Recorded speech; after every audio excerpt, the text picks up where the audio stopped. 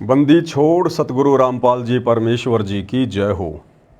सत्साई भाई और बहनों, दया पूज्य गुरुदेव भगवान की, सतगुरु रामपाल जी परमेश्वर जी की, जिनके विशेष आशीर्वाद से, शुभ आशीर्वाद से आप और हम सभी सत्सेवक भाई बहन साथ संगति से जुड़कर भक्ति मार्ग पर गुरुदेव के तत्व ज्ञान को आधार बनाकर मोक्ष प्राप्ति के लिए निरंतर आगे की ओर बढ़ रहे हैं। आज का वीडियो खास है, अहम है और हमें गहरी शिक्षा मिलेगी। हाल ही हरियाणा में परशुराम जयंती मनाई गई, रोहतक के पैरावर में। हरियाणा के मुख्यमंत्री नायब सिंह सैनी भी आए, समाज के अन्य गणमान्य व्यक्ति भी आए। साथ में बेवजह बिन बुलाए मेहमानों की तरह परम पूज्य परमेश्वर सतगुरु रामपाल जी के भक्तों ने भी शामिल होना पड़ा। एक धोखे के तहत धोखा किया सतलोक आश्रम मैनेजमेंट हरियाणा ने, सतगुरु रामपाल जी के कलयुगी परिवार ने। परशुराम जयंती से ठीक एक दिन पहले रात्रि में अपने कोऑर्डिनेटर सिस्टम के माध्यम से भगत समाज को धोखा देकर सतलोक आश्रम धनाना में इकट्ठा किया गया कि आज गुरुदेव हिसार जेल से लाइव दर्शन देंगे 2 घंटे। सभी भगत भाई बहन ज़्यादा से ज़्यादा संख्या में आ जाओ। सच्चाई किसी को नहीं बताई। बेचारे भोले भाले भगत भाई बहन अपने गुरुदेव भगवान के दर्शनों की प्यासी आत्माएं दौड़ दौड़ कर चली आई और रात्रि में उन्होंने देखा कि हरियाणा रोडवेज की बसें इतनी ज़्यादा संख्या में आश्रम में क्यों आ रही हैं। 2 नहीं, 4 नहीं, 10 नहीं, 500 से ज़्यादा बसें रात्रि में हरियाणा रोडवेज की आ गई। संगत में खुसर पुसर शुरू हो गई।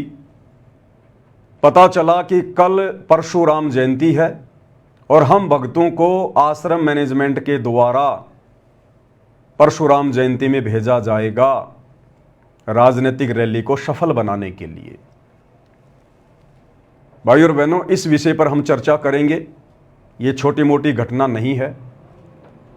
आम जनता के लिए तो परशुराम जयंती मनाना एक साधारण सी घटना है, हर साल वो लोग मनाते हैं। परंतु सतगुरु रामपाल जी के भक्तों का कई हजारों की संख्या में उस रैली में जाना एक बहुत बड़ा विषय है। इस विषय पर हम चर्चा करेंगे। उससे पहले परम पूज्य परमेश्वर सतगुरु रामपाल जी भगवान का जयकारा लगाएंगे, क्योंकि गुरुदेव भगवान के आशीर्वाद के बिना कोई भी सत्संग, कोई भी साध संगति सफल नहीं हो सकती। बंदी छोड़ सतगुरु रामपाल जी परमेश्वर जी की जय हो।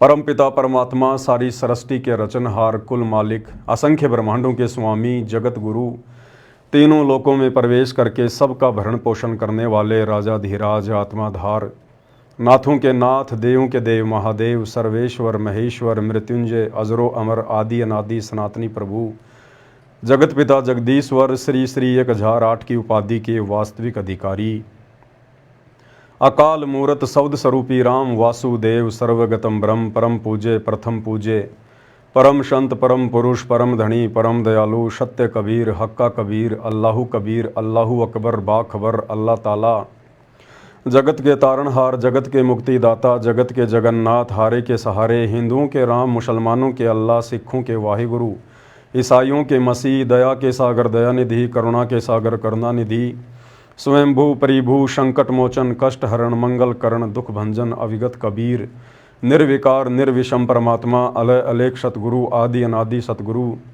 असली मर्यादा पुरुषोत्तम, असली राम, असली कृष्ण, असली घनश्याम, असली मुरारी, राजाओं के राजा, महाराजाओं के महाराजा, शहंशाहों के शहंशाह, सम्राटों के सम्राट, भगवानों के भगवान, अल्लाहों के अल्लाह, प्रभुओं के प्रभु, मसीहाओं के मसीह, सच्चे वाहिगुरु, बाबाओं के बाबा, पीरों के पीर, सेठों के सेठ, जगत सेठ, सावड़सा सेठ, सर्वगुण संपन्न, अनंत कोटि कलाओं के स्वामी, अनंत कोटि ब्रह्मांडों के नायक, योगियों में महायोगी, ध्यानियों में महाध्यानी, सिद्धों में परम सिद्ध, ज्ञानियों में तत्वज्ञानी, ब्रह्म ज्ञानी, महाज्ञानी, परम ज्ञानी, सर्वश्रेष्ठ ज्ञानी, विज्ञानी, युवा कबीर, समृत कबीर, असमवात, अमित ओजा, सच्चे रहनुमा, करीम अल्लाह, सुभान अल्लाह, दुनिया के अंतिम पैगंबर, 8 सितंबर 1951 से गांव धनाना, जिला सोनीपत, हरियाणा, भारतवर्ष की पावन भूमि पे प्रकट रियल कल्कि भगवान श्री नारायण साकार हरि, श्री बाबा साहेब, नूर अनंत परमात्मा, सच्चे बाखबर, सच्चे दरवेश, संत शिरोमणि सतगुरु रामपाल जी परमेश्वर जी के चरण कमल में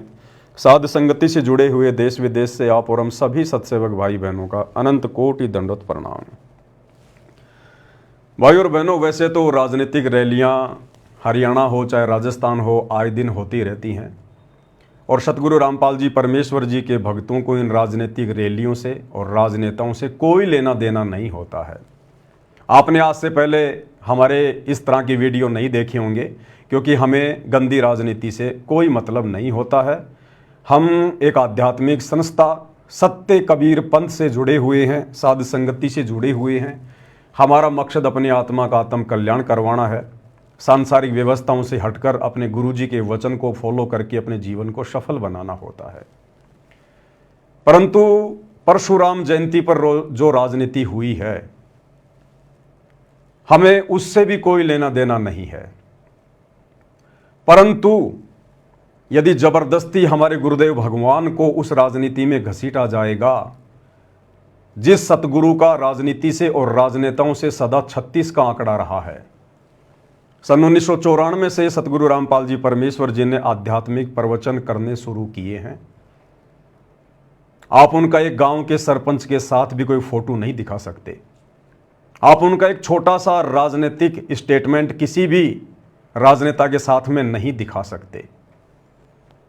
परंतु 2014 बरवाला कांड के बाद सतगुरु रामपाल जी के कलयुगी परिवार ने, उनके बेटा बेटी भाई बंधु रिश्तेदारों ने अपने राजनीतिक स्वार्थों के चलते अपनी भक्ति का भी सत्यानाश किया है और लाखों की संगत जो अंधी होकर उन लोगों के पीछे चल पड़ी है, उनकी भक्ति और मर्यादाओं का भी सत्यानाश हो रहा है। तो अगर राजनीति में नाम आएगा हमारे गुरुदेव भगवान का, यदि राजनीति से जोड़कर हमारे गुरुदेव को बदनाम करने की साजिश की जाएगी, कोशिश की जाएगी, वो साजिश करता चाहे उनके परिवार वाले हों या संगत का कोई आम व्यक्ति हो या समाज का कोई भी व्यक्ति हो, तो वहां हमें बोलना पड़ेगा। यदि बात आती है अपने राजनीतिक स्वार्थों के चलते भगत समाज की मर्यादाएं तुड़वाने की, तो वहां हमें बोलना पड़ेगा। भाई और बहनों, इस घटना से आप और हमें एक बहुत गहरी शिक्षा मिलेगी, बहुत गहरी शिक्षा। गुरुदेव भगवान ने दास को प्रेरणा की तो दास लाइव आया। क्या शिक्षा है आप सबके सामने। काल हमें किस प्रकार से धोखा देगा त्रिकुटी पर। ये वर्तमान जो हमारा समय है, ये रिहर्सल हो रही है। हम इस रिहर्सल में सफल हो पाते हैं या असफल होते हैं, ये तो आप और हमारे बुद्धि और ज्ञान विवेक के ऊपर निर्भर करेगा। गुरुदेव ने तो सत्संग रूपी खीर खिलाने में कोई कसर नहीं छोड़ी, परंतु भगत समाज गुरुदेव के उस अमृत ज्ञान को अपने अंदर समा नहीं पाया और आज काल के जाल में फंसता जा रहा है। अपने ही भगत भाई बहनों के माध्यम से अंधविश्वास करके, जबकि ये अंधविश्वास, ये ब्लाइंड फेथ भक्ति मार्ग पर केवल अपने गुरुदेव भगवान पर करना होता है, उनके प्रवचनों पर करना होता है। किसी भगत के मनमाने आचरण पर ब्लाइंड फेथ नहीं करना होता है। तो काल हमें किस प्रकार से ठगेगा, क्योंकि ये दुनिया तो भाई और बहनों सांसारिक व्यवस्था में जी रही है। दुनिया अपने आप को बहुत ज़्यादा सियाना समझती है, परंतु ये दुनिया तो बहुत पीछे बाबा आदम के ज़माने में जी रही है। दुनिया केवल इन्हीं चीज़ों को सब कुछ मानती है कि विज्ञान ने ये कर दिया, विज्ञान ने वो कर दिया, मेरे घर में ये सुख हो गए, ये ठाट बाट हो गए, मैं नौकरी लग गया, मैंने बड़ी कोठी बना ली, बड़ी कार ले ली, इतने मेरे प्लाट हैं, मेरा फार्म हाउस है। दुनिया केवल बस इन्हीं चीज़ों में उलझी हुई है और ये सारी की सारी चीज़ें हैं काल की, काल व्यवस्था। आप और हम भाई बहनों को परमेश्वर ने तत्व ज्ञान देकर, आध्यात्मिक ज्ञान देकर काल की इन झूठी व्यवस्थाओं से, झूठे सुखों से कैसे बाहर निकला जाए, कैसे आने वाले समय में 84 लाख योनियों में उठाने वाले कष्टों से बचा जाए और कैसे अपने इस जन्म को भी सफल बनाया जाए। गुरुदेव ने हमें वो अद्वितीय आध्यात्मिक ज्ञान दिया है जो आध्यात्मिक ज्ञान दुनिया के पास में नहीं है। तो भाई और बहनों, ये हमारी रिहर्सल का समय है, परीक्षा का समय है। परमात्मा हमें चेक कर रहे हैं बारंबार। काल जानबूझकर अपने षड्यंत्र के तहत इस तरह की घटनाओं को जन्म देता है और परमात्मा काल के द्वारा पैदा की गई इस तरह की घटनाओं के माध्यम से अपने भक्तों की परीक्षा लेता है। और बार बार गुरुदेव भगवान हिसार जेल से संदेशा दे रहे हैं कि बच्चों, ये आपकी अग्नि परीक्षा का समय है, अग्नि परीक्षा का। तो भाई और बहनों, ये जो घटना घटी है परशुराम जयंती वाली, इस घटना से हमें पता चलेगा कि काल किस प्रकार से अपना काम निकाल कर दूसरों के कंधों पर पैर रखकर बंदूक चलाकर अपना शिकार करके और जिसके कंधे पर खड़ा था फिर कैसे उसको ठोकर मारता है। मतलब के बिना कोई नहीं प्यारा। परमात्मा कहते हैं जब तक बैल चले हड़िए में तब तक डाले चारा, और बूढ़ा हो तब नाथ काट दे वो घर घर लाठे खारिया। तो जैसे ही हरियाणा के एक मंत्री अरविंद शर्मा का राजनीतिक स्वार्थ पूरा हुआ, शतलोक आश्रम मैनेजमेंट हरियाणा के माध्यम से गुरुदेव के कलयुगी बेटों को, गुरुदेव के भाई को मोहरा बनाया गया परशुराम जयंती वाले दिन हरियाणा के मुख्यमंत्री की रैली को सफल बनाने के लिए। और जब ये बात हरियाणा में छिड़ी, लोगों ने अरविंद शर्मा के इंटरव्यू लेने शुरू किए, तो किस प्रकार से हरियाणा के मंत्री अरविंद शर्मा ने अपना पल्ला झाड़ लिया। संत रामपाल जी के भक्तों के कारण जिस रैली को उन्होंने सफल बनाया, उसने सतगुरु रामपाल जी का नाम तक नहीं लिया। अन्य संतों और पंथों की प्रशंसा की कि वो रैली में आए, उन्होंने रैली को सफल बनाया, परंतु संत रामपाल जी के भगत जो तकरीबन 50,000 से ज़्यादा संख्या में गए थे, उनका कोई नाम तक नहीं। और उल्टा सतगुरु रामपाल जी के भक्तों के सिर पर मटका फोड़ दिया कि हमने नहीं बुलाया, हमने नहीं बुलाया। क्या कहा मंत्री अरविंद शर्मा ने कि हमने तो सभी को रुक्का मारकर सामूहिक रूप से न्योता दिया था, हमने किसी को पर्सनली इनवाइट नहीं किया। और परशुराम जयंती में वो लोग आए हैं जिन लोगों की परशुराम में आस्था थी, जो लोग परशुराम को अपना भगवान मानते हैं, हमने किसी को नहीं बुलाया। जबकि ये जग जाहिर है, सतलोक आश्रम मैनेजमेंट हरियाणा को भी पता है, भक्तों को भी पता है कि सतलोक आश्रम धनाना में 500 से ज्यादा बसें उसी मंत्री अरविंद शर्मा ने भेजी थी। अगर उन्हें कोई मतलब ना होता, अगर स्पेशल ना बुलाया होता, तो 500 बसें सतलोक आश्रम धनाना में हरियाणा रोडवेज की क्यों भेजी गई। लेकिन भाई और बहनों, काल इसी प्रकार से ठगता है। एक बहुत गहरी शिक्षा है ये। हम सत्सेवक भाई बहनों ने बहुत गहरी शिक्षा लेनी है कि हम निकट भविष्य में इस प्रकार की गलतियां ना करें, जो गलतियां दिन प्रतिदिन करके सतलोक आश्रम से जुड़े हुए भाई बहन करते जा रहे हैं और अपनी भक्ति का सत्यानाश करवा रहे हैं। तो जब मंत्री अरविंद शर्मा का इंटरव्यू लिया एक यूट्यूबर ने, तो किस प्रकार से उन्होंने जवाब दिया और अपना पल्ला झाड़ लिया कि भैया हमने किसी को नहीं बुलाया, हमने रामपाल जी के भक्तों को नहीं बुलाया, हमने तो सबको रुक्का मार के सामूहिक रूप से न्योता दिया था। और भैया इस रैली में तो वो आए हैं जिनकी आस्था परशुराम में थी। फोड़ दिया मटका भक्तों के सिर के ऊपर कि जिनकी आस्था भगवान परशुराम में थी वो आए हैं, हमने किसी को पीले चावल नहीं भेजे थे। सुनिएगा भाई और बहनों, साथ साथ विश्लेषण करते जाएंगे। क्या क्या कुछ कहा। अपने बयानों को लेकर अक्सर चर्चा में रहने वाले cabinet minister doctor Arvind Sharma, पिछले दिनों परशुराम जयंती मनाई गई, कई विवाद उस पर भी उठे। डॉक्टर साहब हमारे साथ हैं, क्या विवाद थे, कैसा समारोह रहा? डॉक्टर साहब सबसे पहले तो आपका स्वागत है। बहुत बहुत धन्यवाद। राम राम, नमस्कार। पूरे प्रदेश भर से समाज के लोग आए थे परशुराम जयंती में, कुछ विवाद भी हुए थे कि पता नहीं किस किस को बुला लिया गया।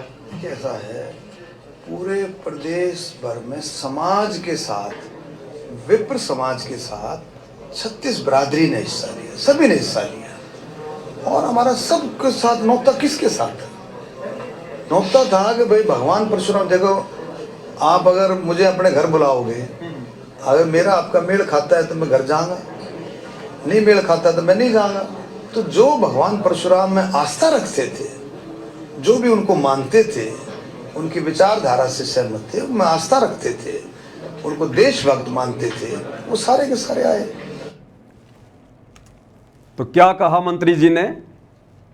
जब पूछा गया कि बहुत सारे लोगों को बुलाया गया तो मंत्री जी ने अपना पल्ला झाड़ लिया कि हमने किसी को पीले चावल नहीं भेजे, हमने किसी को स्पेशल नहीं बुलाया, हमने तो सार्वजनिक तौर पर रुक्का मार के कहा था और इस रैली में वो आए हैं जो हमारी विचारधारा से मेल खाते हैं।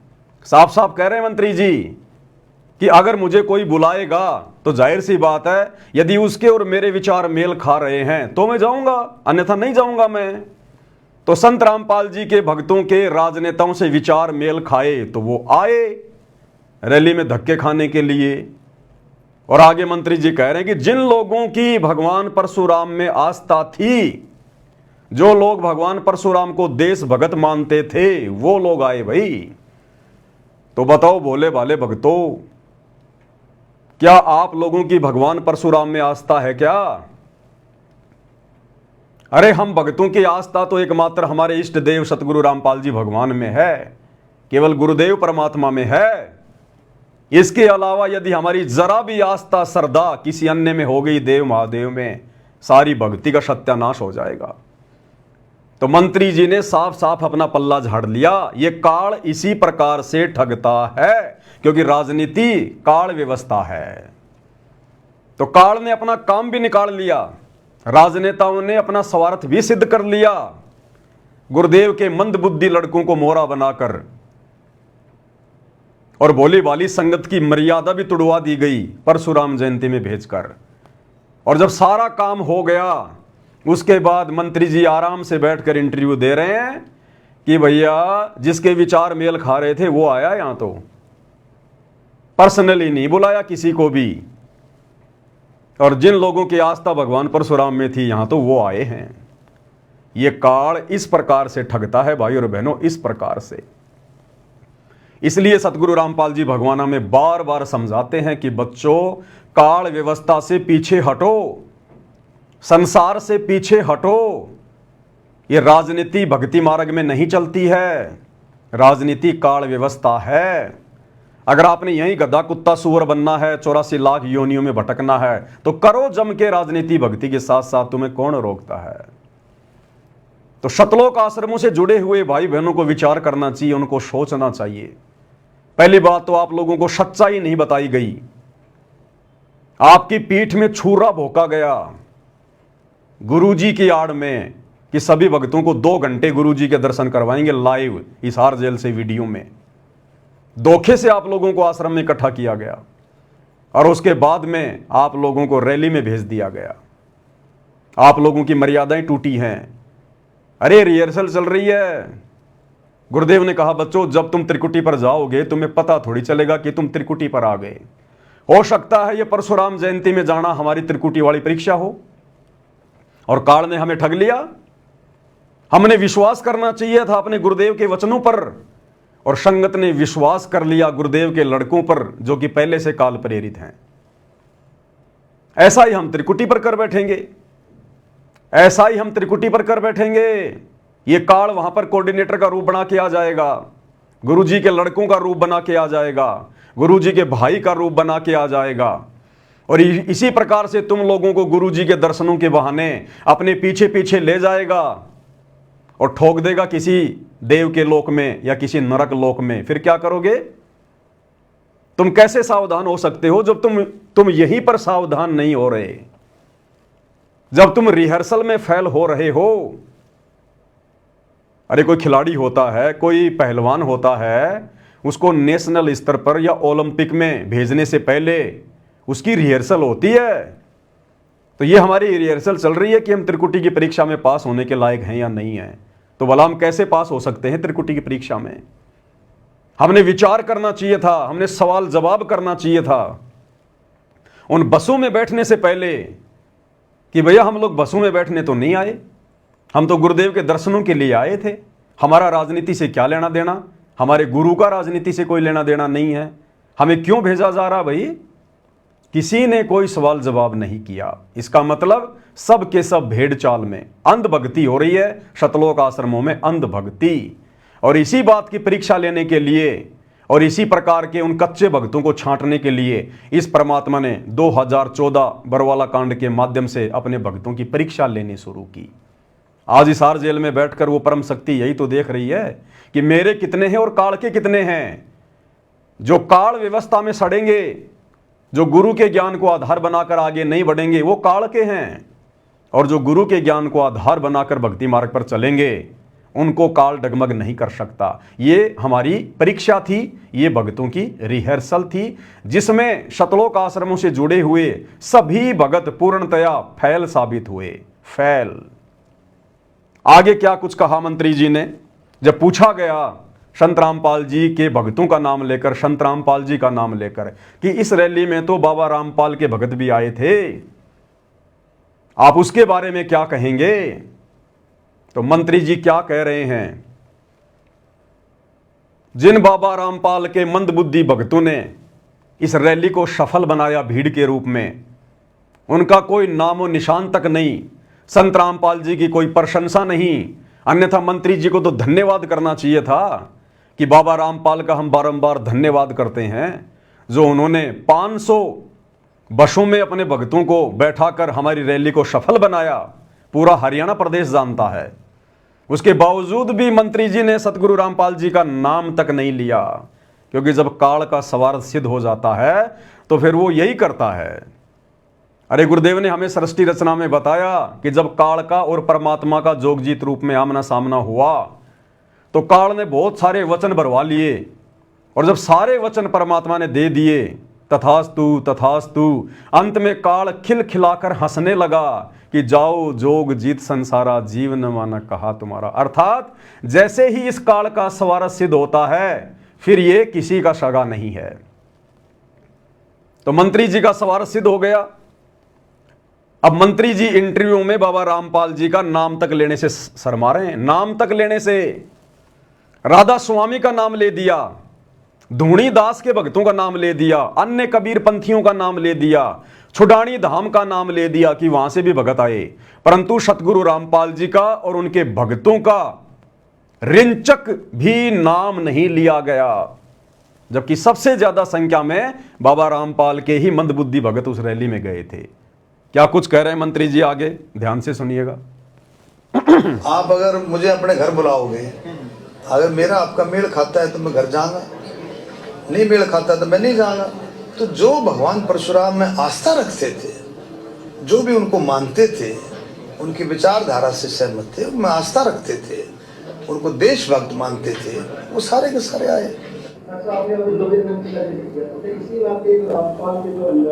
रामपाल जी के अनुयायी देखिए देखिए ना, देखो ऐसा है, देखो सुनो छोकर साहब, एक सेकंड है, सुरेंद्र तेरी सुन ले, उसके कल सुन ले, तेरी सारा सवाल ये है। ऐसा है, देखो रैली में हमने रुक्का मारकर नोता दिया था भाई, सब आओ दिया था नहीं, सब आओ भाई।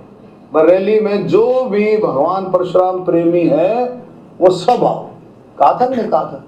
और आपने देखा होगा स्टेज पर कितने सारे महानुभाव, संत महानुभाव बैठे थे स्टेज पर। आप ये भी कह सकते हो जी वो कैसे आ गए महानुभाव। सुन तो राधा, एक मिनट, राधा स्वामी, सुन तो राधा स्वामी, कबीर पंथी, आपको शायद इस बात का मुझे समझ में नहीं आता, आपको इस बात का पता ही नहीं, मेरा परिवार कबीर पंथी, आपको पता है। हमने जो शब्द गुआया आपने सुना, वो आपने शब्द सुना कि नहीं सुना, आप थे ही नहीं वहां पर। सुनना भाई, आपने शब्द सुना, वो मुणक गांव का रविदासिया संत था, संत धूणीदास जी। अब आपको वो कैसे आया, उसके पंथ, उसके धूणीदास जी कम से कम 500 शिष्य आ रहे थे। क्या कह रहे हैं मंत्री जी, सबकी तारीफ कर दी मंत्री जी ने कि मुणक गांव के और धूणीदास संत के भी शिष्य आए हुए थे, कबीर पंथी भी आए हुए थे, छुडानी वाले भी आए हुए थे, राधा स्वामी वाले भी आए हुए थे, परंतु सतगुरु रामपाल जी का और उनके मंदबुद्धि भक्तों का जिक्र भी नहीं, जिन्होंने रैली को सफल बनाया। और मंत्री जी कह रहे मैं कबीर पंथी हूं, जबकि सबको पता है कि मंत्री जी नकली कबीर पंथी हैं। असली कबीर पंथ पूरे विश्व में वर्तमान में केवल सतगुरु रामपाल जी का है, केवल सतगुरु रामपाल जी का। और मंत्री जी सतगुरु रामपाल जी से उपदेश प्राप्त नहीं है। तो सबकी प्रशंसा कर दी, सबकी बुरी बुरी तारीफ कर दी, परंतु सतगुरु रामपाल जी का नामो निशान नहीं। इसको कहते हैं काल ऐसे धोखा देता है जब उसका स्वार्थ पूरा हो जाता है। आप और हम भाई बहनों ने शिक्षा लेकर आगे बढ़ना है। ये संसार हमें कुछ नहीं देने वाला, ये राजनेता हमें कुछ नहीं देने वाले। ये काल व्यवस्था है, जैसे इनका स्वार्थ पूरा होगा ये ठोकर मारेंगे, ठोकर, जैसे कि वर्तमान में मारी जा रही है मंत्री जी के द्वारा सतगुरु रामपाल जी को और उनके भक्तों को।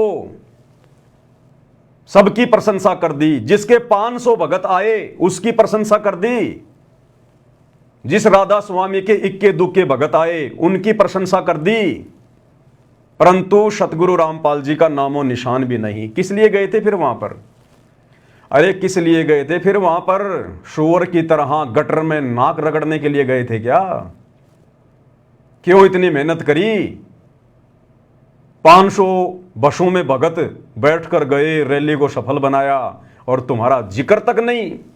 काल ऐसे धोखा देता है, ऐसे धोखा, जब उसका कार्य सिद्ध हो जाता है।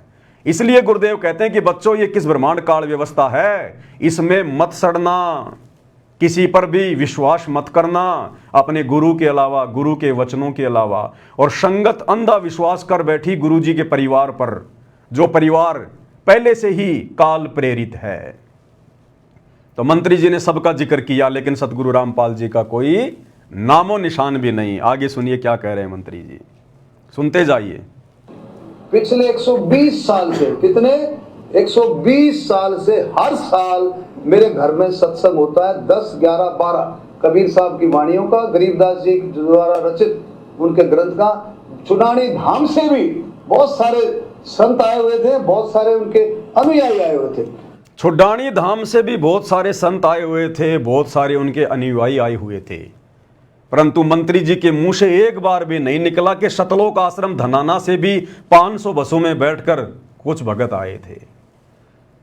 500 बसें, एक बस में अगर 50 भगत भी माने तो 500 बसों में 50,000 भगत हो गए। 50,000। विचारणीय विषय भाई और बहनों, कितना बड़ा धोखा भगत समाज के साथ किया गया है। अरे मंत्री प्रशंसा करे ना करे, हम कोई प्रशंसा के भूखे नहीं हैं, परंतु जो मर्यादा तोड़वा दी गई है काल ने धोखा देकर, उससे कैसे बचोगे? वो भरपाई कैसे होगी भाई और बहनों? उनकी तो भरपाई नहीं हो पाएगी। परंतु आप और हम सत्सेवक भाई बहन आगे के लिए और ज्यादा सावधान होते चले जाएंगे। आप और हमें इन घटनाओं के माध्यम से दृढ़ता मिलती है कि हे भगवान, आपने हमें साथ संगति से जोड़कर कैसे बचा लिया, काल व्यवस्था में सड़ने से कैसे बचा लिया परमात्मा। हम भी आप ही के भगत हैं। जो ज्ञान आपने उन आश्रम वालों को दिया वही ज्ञान हमें दिया, अलग से कोई कोचिंग या कोई ट्रेनिंग नहीं दी। परमेश्वर, हमारे ऊपर आपने कैसे रजा बख्शी, सद्बुद्धि की, ज्ञान योग की, जो हमें बिल्कुल शीशे की तरह, आईने की तरह साफ साफ दिखाई दे रहा है कि कौन से भक्ति विरुद्ध ये कुकर्म करने से हमारी मर्यादाएं टूटेंगी और कौन से भक्ति अनुकूल सदकर्म करने से हमारे गुरुदेव भगवान प्रसन्न होंगे। तो आप और हमने गुरुदेव का सौ शुक्रिया अदा करना चाहिए कि गुरुदेव ने हमें साध संगति से जोड़ रखा है। तो मंत्री जी कह रहे हैं कि 120 साल से मैं कबीरपंथी हूं। बिल्कुल होंगे, नो डाउट। और आगे क्या कह रहे हैं मंत्री जी? तो आप लोगों को, हम सबको इस बात से, देखो किसी के ऊपर कोई प्रेशर नहीं था। पहली बात सुन, अपने आप अपनी मर्जी से आए। मंत्री जी कह रहे हैं किसी के ऊपर कोई प्रेशर नहीं था, अपनी मर्जी से आए हैं, अपनी मर्जी से। मंत्री जी ने पल्ला झाड़ दिया कि हमने नहीं बुलाया, हमने कोई बसे नहीं भेजी, हमने किसी को पीले चावल नहीं दिए आने के लिए। जिसकी परशुराम जी में आस्था थी और जिसके विचार हम राजनेताओं से मेल खा रहे थे वो आए, वो चाहे आम समाज का व्यक्ति हो, चाहे सतगुरु रामपाल जी का भगत हो। अब क्या करोगे भक्तों? मंत्री जी ने तो मटका फोड़ दिया तुम्हारे सिर पर। काल ऐसा ही करता है। एक कहावत है गांव में, गरज हटी और गुजरी नटी। गरज हटी और गुजरी नटी, यानी अपना स्वार्थ सिद्ध होते ही मुंह मोड़ लेना। तो ऐसा तमाचा मारा है मंत्री जी ने सतगुरु रामपाल जी के अंध भक्तों पर। उन्हीं के ऊपर उन्हीं का जूता, उन्हीं का सिर। ये काल ऐसे पीटता है भाइयों और बहनों, अपना स्वार्थ सिद्ध करके। आगे क्या कह रहे हैं मंत्री जी, ध्यान से सुनिएगा। अब गुरुदेव भगवान हमें क्या शिक्षा दे रहे हैं भाइयों और बहनों। ये हिसार जेल से आया हुआ विशेष संदेश है, विशेष संदेश नंबर 45। और ये कोई आज का नहीं है, ये आज से 2.5-3 साल पहले सतलोक आश्रम के नामदान सेंटरों पर सुबह सुबह 5 बजे जो ये भीड़ जाया करती थी सत्संग सुनने के लिए, ये वही विशेष संदेश हैं जो पहले नामदान सेंटरों पर आए थे। उसके 2 साल बाद फिर ये यूट्यूब पर डाले जा रहे हैं। तो गुरुदेव ने तो हमें पहले ही आगाह कर दिया था, मालिक तो अंतर्यामी है, जानी जान है, उनको पता कि काल हमें कैसे कैसे ठगेगा। गुरुदेव ने तो हमें अपने रिश्तेदारों तक से भी जो अनुपदेशी हैं, हमने उनसे भी ज्यादा मेल मिलाप ना रखने की सलाह दी है कि तुम्हारा यहां पर कोई नहीं है, तुम कति लावारिस हो, लावारिस। और जब तुम सतगुरु की शरण में आ जाते हो उसके बाद तो ये काल तुम्हें ज्यादा से ज्यादा नीचे नरक में ले जाने का प्रयास करेगा। तुम्हारे साथ में तरह तरह के षड्यंत्र करेगा। वो षड्यंत्र किसी भी अनुपदेशी के माध्यम से हो सकता है, उपदेशी के माध्यम से जो मर्यादा तोड़कर भगत बनने का ढोंग कर रहा है उसके माध्यम से हो सकता है, तुम्हारे रिश्तेदारों के माध्यम से हो सकता है। तो गुरुदेव ने तो हमें यहां तक समझा दिया कि बच्चों ये रिश्तेदार भी किसी के नहीं है। मतलब के बिना कोई नहीं प्यारा, शवारत के बिना कोई नहीं प्यारा। और गुरुदेव कह रहे हैं कि तुम क्या रिश्तेदारियों में आना जाना, फालतू में उनसे मेल मिलाप करना, इस मोह ममता में पड़े हो, तुम मोक्ष मार्ग पर चल रहे हो और काल की व्यवस्था में सड़ रहे हो। गुरुदेव कह रहे हैं तुम किसी रिश्तेदार से 20,000 रुपये उधार ले लो और उसको समय पे मत दो, अगली बार तुम्हें चाय की भी नहीं पूछेगा, चाय की भी। ये रिश्तेदार, तुम्हारे रिश्तेदार तुम्हें अपने दरवाजे पर देखकर भी खुश नहीं है। गुरुदेव के कहने का मतलब है कि बच्चों प्यार प्रेम से तो रहो, सबको मीठा बोलो, लेकिन पहले की तरह काल व्यवस्था से बाहर निकलो, इतना अंदर मत घुसो। काल के अंदर जो अनुपदेशी है वो काल है। और यहां सरेआम राजनेताओं के अंदर घुसा जा रहा है, राजनेताओं की रैलियों में घुसा जा रहा है, आंखें बंद करके। तो कैसे भक्ति सफल कर पाएंगे हम, कैसे हम सतलोक जा पाएंगे? काल तो हमें यही ठग रहा है धरती पर। अभी तो त्रिकुटी शेष है, त्रिकुटी के बाद में उसका झांझड़ी दीप आएगा। जब जाएंगे हम उसके वहां पर, जब उसके सिर पर पैर रखने का समय आएगा तो वो कैसे सर नीचा करेगा? हम तो यहीं पर ठगे जा रहे हैं उसके द्वारा, वो बाहर कैसे निकलने देगा हमें? और जबरदस्ती गुरुदेव भगवान करेंगे नहीं। तो गुरुदेव हमें एक छोटे से सत्संग के माध्यम से, ये 2 मिनट का सत्संग है, गुरुदेव ने तो हमें अपने अनुपदेशी यार दोस्त मित्र रिश्तेदारों से भी दूरी बनाकर अपनी भक्ति सफल करने की शिक्षा दी है। और आप लोग क्या कर रहे हो? वो राजनेता ना तुम्हारे कोई यार दोस्त रिश्तेदार, और फिर भी तुम अंधे होकर उनकी रैलियों में भीड़ के रूप में जा रहे हो। ठीक है, धोखा हो गया तुम्हारे साथ में, तुम्हारे ही भगत भाई बहनों ने धोखा कर दिया, गुरुदेव के बेटा बेटियों ने धोखा कर दिया, आश्रम मैनेजमेंट ने धोखा कर दिया। लेकिन कम से कम अब तो आंखें खोलो, अब तो इन लोगों से दूरी बनाओ, अब तो कम से कम ज्ञान को आधार बनाओ, अब तो उन आश्रमों में जाना छोड़ो, घर बैठकर भक्ति करो, ज्ञान को आधार बनाओ, मर्यादा निभाओ। जैसे हम सत्सेवक भाई बहन साथ संगति से जुड़कर पिछले 10-12 वर्षों से हम किसी आश्रम में नहीं गए, किसी नामदान सेंटर पर नहीं गए, और हमारा गुरु भगवान पल पल शब्द रूप में हमारे साथ में है, पल पल किसी का बाढ़ भी बांका नहीं होने दे रहा, बाढ़ भी बांका, और अपने बच्चों को ऐसे रख रहा है इस काल व्यवस्था में जैसे समुद्र के ऊपर नौका चलती है। तो अब तो कम से कम सवाल जवाब करो उन कोऑर्डिनेटरों से, नामदान संचालकों से, उन आश्रम संचालकों से, गुरुजी के बेटा बेटी से, कि नालायकों क्यों हमारी मर्यादा तुड़वाई? तुम भगत होकर अगर गुरु की आड़ में धोखा कर रहे हो तो हम किससे उम्मीद करें, किसके ऊपर विश्वास करें? फिर हम अब तो कम से कम जागरूक हो जाओ। अब तो कम से कम उन आश्रमों में जाना छोड़ो। तो गुरुदेव क्या कह रहे हैं, हम कितना प्यार से समझा रहे हैं परमात्मा। अब अकल ठिकाना आई आपकी, और धन्य है आप, परमात्मा ने आपको शरण में लिया। असंख्य युगों से आपके पीछे पड़े थे दाता, आपको जैसे तैसे बता बचू के भक्ति में प्रेरणा रख कर आपकी आस्था बनाकर अब इस समय में आपको ले आए। अब ध्यान दो, मजाक ना समझो, हल्के में ना लो इन बातों को। गुरुदेव कह रहे हैं ध्यान दो, मजाक में ना लो, हल्के में ना लो इन बातों को। तो गुरुदेव भगवान के इस वचन की लाज तो केवल सत्सेवक भाई बहन रख रहे हैं, जो इस भक्ति मार्ग को हल्के में नहीं ले रहे, मजाक में नहीं ले रहे, संघर्ष कर रहे हैं मर्यादाओं के लिए, अपने आत्म कल्याण के लिए, भक्ति को सफल करने के लिए। और मजाक में कौन लोग ले रहे हैं? सतलोक आश्रम से जुड़े हुए भाई बहन, आश्रम मैनेजमेंट, गुरु का परिवार, ये लोग हल्के में ले रहे हैं, मजाक में ले रहे हैं। और ये मजाक कितना भयंकर परिणाम देगा आने वाले समय में। ये परमात्मा है निष्पक्ष परमात्मा, पक्षपात नहीं करेगा।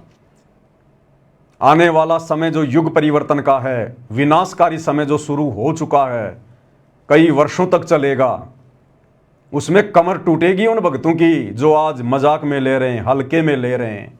उस समय पता चलेगा मर्यादा में रहकर भक्ति करते हुए, संघर्ष करते हुए, भक्ति करने वालों के साथ में क्या, और ये राजनेताओं की रैलियों में भीड़ जमा करने वाले इनके साथ में क्या, उस समय पता चलेगा। फिर ये गुरुदेव भगवान अपनी तरफ से किसी प्रकार की कोई हेल्प नहीं करेगा। अगर तुम मर्यादा तोड़कर भक्ति करने वाले आश्रम से जुड़े हुए भाई बहनों की भी गुरु उस समय अगर रक्षा करेगा, मर्यादा करेगा, तो आने वाले समय में मर्यादाओं में रहकर कोई भक्ति करेगा ही नहीं, क्योंकि इतिहास तो साथ साथ बन रहा है ना। आज सतगुरु रामपाल जी की संगत में 2 पार्ट हो चुके हैं, सबको पता है, एक सात संगति और एक सतलोक आश्रम मैनेजमेंट। सात संगत वाले गुरु ज्ञान में रहकर, गुरु को भगवान मानकर और हर प्रकार से मर्यादाओं में रहकर अपनी भक्ति कर रहे हैं, संघर्ष कर रहे हैं। आश्रम वाले बिल्कुल काल व्यवस्था में सड़ रहे हैं, उनके लिए कोई मर्यादा नहीं है, ना वो गुरु को परमात्मा मानते। तो भैया ये इतिहास तो बन रहा है, तो आने वाले समय में फिर दुनिया कैसे अंतर देखेगी?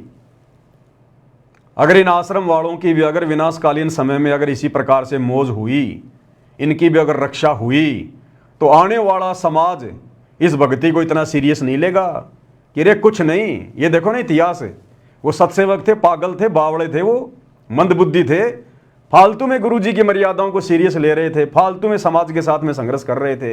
ये देखो ये सतलोक आश्रम से जुड़े हुए अंध भगत दिन रात मर्यादा तोड़ रहे थे। ये गुरुजी की मर्यादाओं के विरुद्ध इन्होंने धनाना गांव में 1 करोड़ रुपए की लागत से गांव वालों को खुश करने के लिए बैडमिंटन का स्टेडियम बनवा दिया, और इनका देखो बाड़ी बाका नहीं हो रहा। सोनीपत के गोहाना में जाटों की धर्मशाला बनवाई इन्होंने, 5वां फ्लोर बनवा दिया 1 करोड़ रुपए में। भक्तों का ज्योति पाठ का पैसा वहां ठोक दिया गया, देखो इनका बाड़ी बाका नहीं हो रहा। हरियाणा के जाट आरक्षण में लाखों की संख्या में ये आश्रम से जुड़े हुए भाई बहन वहां जाकर बैठे, देखो ना इनका कोई बाड़ी बाका नहीं हो रहा। राजस्थान के गैंगस्टर आनंदपाल सिंह की सीबीआई जांच का इन्होंने समर्थन किया, 5 लाख रुपए चंदे के रूप में दिए गैंगस्टर की सीबीआई जांच के लिए राजपूत करनी सेना को, देखो इनका बाली बाका नहीं हो रहा। अपने स्वार्थ के लिए ना जाने इन्होंने क्या क्या कुकर्म कर दिए। अयोध्या में इन्होंने भंडारा लगा दिया आन उपासकों के लिए, देखो ना आज इनका बाली बाका नहीं हो रहा। तो आने वाले समय में इस भक्ति को कोई सीरियस नहीं लेगा, गुरु की मर्यादाओं को कोई सीरियस नहीं लेगा। इसलिए थोड़े समय बाद जब वो विनाशकारी समय शुरू होगा, उस समय पता चलेगा इन मंदबुद्धि सतलोक आश्रम से जुड़े हुए अंध भक्तों को कि मर्यादा तोड़कर भक्ति का ड्रामा करने की क्या सजा मिलती है। और गुरु की गैर हाजिरी में गुरु को परमात्मा मानकर, ज्ञान को आधार बनाकर, डरकर भक्ति करते हुए, संघर्ष करते हुए अपनी भक्ति को सफल बनाने का क्या परिणाम निकलता है, ये आने वाले समय में पता चलेगा। तो क्या कह रहे हैं गुरुदेव? ये तो कल फूक निकल जाएगी, परसों तुमने कौन पूछेगा, जिसके ऊपर सब कुछ निछार हुए बैठे। अब ध्यान दो, मजाक ना समझो, हल्के में ना लो इन बातों को। ये तो कल फूक निकल जाएगी, परसों तुमने कौन पूछेगा, जिसके ऊपर सब कुछ नुकसान हुए बैठे। ये परिवार, ये संसार, ये लोग लाग रिश्तेदार, ये भी इतने साथ से रहेंगे आपका जब तक आपका ठीक ठाक गुजारा है। जिस दिन आप हैंड टू माउथ हो जाओगे, अपने द्वार पर देख कर राजी नहीं होंगे रिश्तेदार को, पड़ोसी भी। सुन लो, ये कति यूनिवर्सल ट्रूथ है। क्या कहा गुरुदेव जिस दिन आप हैंड टू माउथ हो जाओगे, अपने द्वार पर देख कर राजी नहीं होंगे रिश्तेदार को, पड़ोसी भी। ये कति यूनिवर्सल ट्रूथ है। गुरुदेव कह रहे हैं जिस दिन तुम हैंड टू माउथ हो जाओगे, यानी अपने रिश्तेदारों के किसी मतलब के नहीं रहोगे, ये रिश्तेदार तुम्हें अपने घर के दरवाजे पर देखकर भी खुश नहीं होंगे जिनके ऊपर तुम चौड़े हुए बैठे हो। तो जब रिश्तेदार ऐसा कर सकते हैं, क्योंकि परमेश्वर कह रहे हैं साध वचन पलटे नहीं पलट जाए ब्रह्मांड, ये अंतर्यामी भगवान है और कह रहे हैं यूनिवर्सल ट्रूथ है, सार्वभौमिक सत्य है, ये झूठ रिंचक भी नहीं है। तो जब रिश्तेदार ऐसा कर सकते हैं, राम समाज में कर रहे हैं, हम देख रहे हैं ना, तो ये राजनेता हमारे लगते क्या हैं? गुरु का परिवार हम भक्तों का लगता क्या है? आज तुम इन आश्रमों में जा जाकर आर्थिक रूप से और शारीरिक रूप से इनका सहयोग कर रहे हो, इसलिए तुम्हें लड्डू जलेबी बर्फी खिला रहे हैं। तुम कल को सारे साथ संगति से जुड़ जाओ, ये तुम्हारा मुंह देखकर खुश नहीं है, मुंह देखकर भी। तो ये परमेश्वर कह रहे हैं कि जब तुम कल को हैंड टू माउथ हो जाओगे ना, ये तुम्हें अपने दरवाजे पर देखकर खुश नहीं होंगे। तो बताओ, राजनेता तो हमारे लगते ही क्या हैं? वो तो रिश्तेदार भी नहीं है जिनकी रैली को सफल बनाने के लिए तुम लोग भेड़ के रूप में वहां चले गए। ये विचारणीय विषय है। ये संगत ने हल्के में ले लिया सतगुरु को, सतगुरु के ज्ञान को। इसका परिणाम भयंकर होगा, भयंकर। ये निष्पक्ष परमात्मा है, निर्मोही परमात्मा है। इसका कोई बेटा बेटी भाई बंधु रिश्तेदार जवाई मामा मामी फूफा फाफा नहीं है। ये तो केवल परमेश्वर इस कलयुग की बिचली पीढ़ी में एक लीला कर रहे हैं, एक कलयुगी परिवार में आने की, शादी विवाह करने की, बच्चे पैदा करने की, केवल एक लीला। अगर आपने गुरु को भगवान मान लिया तो वो शतलोक का राजा कबीर भगवान अपने शतलोक को छोड़कर इस गंदे लोक में बच्चे पैदा करने नहीं आता वो। तो ये निर्मोही परमात्मा है। आप रोज पढ़ते हो मंगलाचरण में, परम शक्ति संगीतम रिद्धि सिद्धि दाता सोही, अविगत गुण अतीतम सत्य पुरुष निर्मोही। ये सत्य पुरुष है सतगुरु रामपाल जी। दुनिया नहीं जानती, नहीं पहचानती, लेकिन आप और हमें तो पता है। गुरु ने हमसे तो पहचान करवा दी अपनी कि गुरु कौन है, स्वयं कबीर भगवान है। तो कबीर भगवान पक्षपात करेगा क्या? वो निष्पक्ष निर्णय करेगा। जैसा संगत ने उनकी गैर हाजिरी में 2014 बरवाला कांड के बाद इस भक्ति मार्ग रूपी खेत में जैसा बीज बोया है, यानी जिस प्रकार से मर्यादा में रह के जिसने भक्ति की है, या जिसने मर्यादाओं को हल्के में लेकर मर्यादा तोड़ते हुए भक्ति की है, गुरु को दुखी किया है, वो परिणाम, वो फल सबके सामने आएगा जिसने जैसा जैसा बीज बोया है। इसलिए गुरुदेव कह रहे हैं, सुनिएगा। और जो आपका साथी, आपका पिता, आपके दुख सुख में घेर मरे, अब्राहिम सुल्तान अदम के ये लग गया था उसका बता, और समर्थ है क्या जरूरत थी? आप उसके हो, उसके बेटा बेटी हो, अब वो रह नहीं सकता, आपको दुखी देख नहीं सकता, तो मान नहीं रही। वो कहता अगर ये सारे मानने में एक बार सारे उठा के उल्टा ले जाऊं, नो पाना आग लगा दो इस काल के लोग का।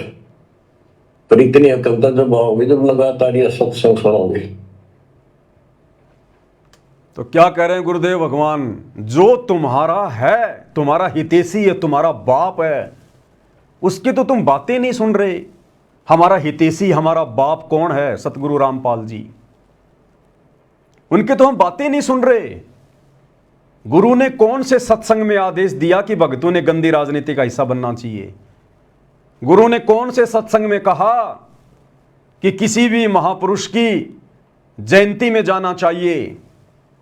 अरे गुरु ने हमारे से अपने जन्मदिन मनवाने छुड़वा दिए, अपने बाप दादाओं के मरण दिन मनवाना छुड़वा दिए, और हम परशुराम की जयंती में जा रहे हैं। जिनसे हम भक्तों का कोई लेना देना नहीं है।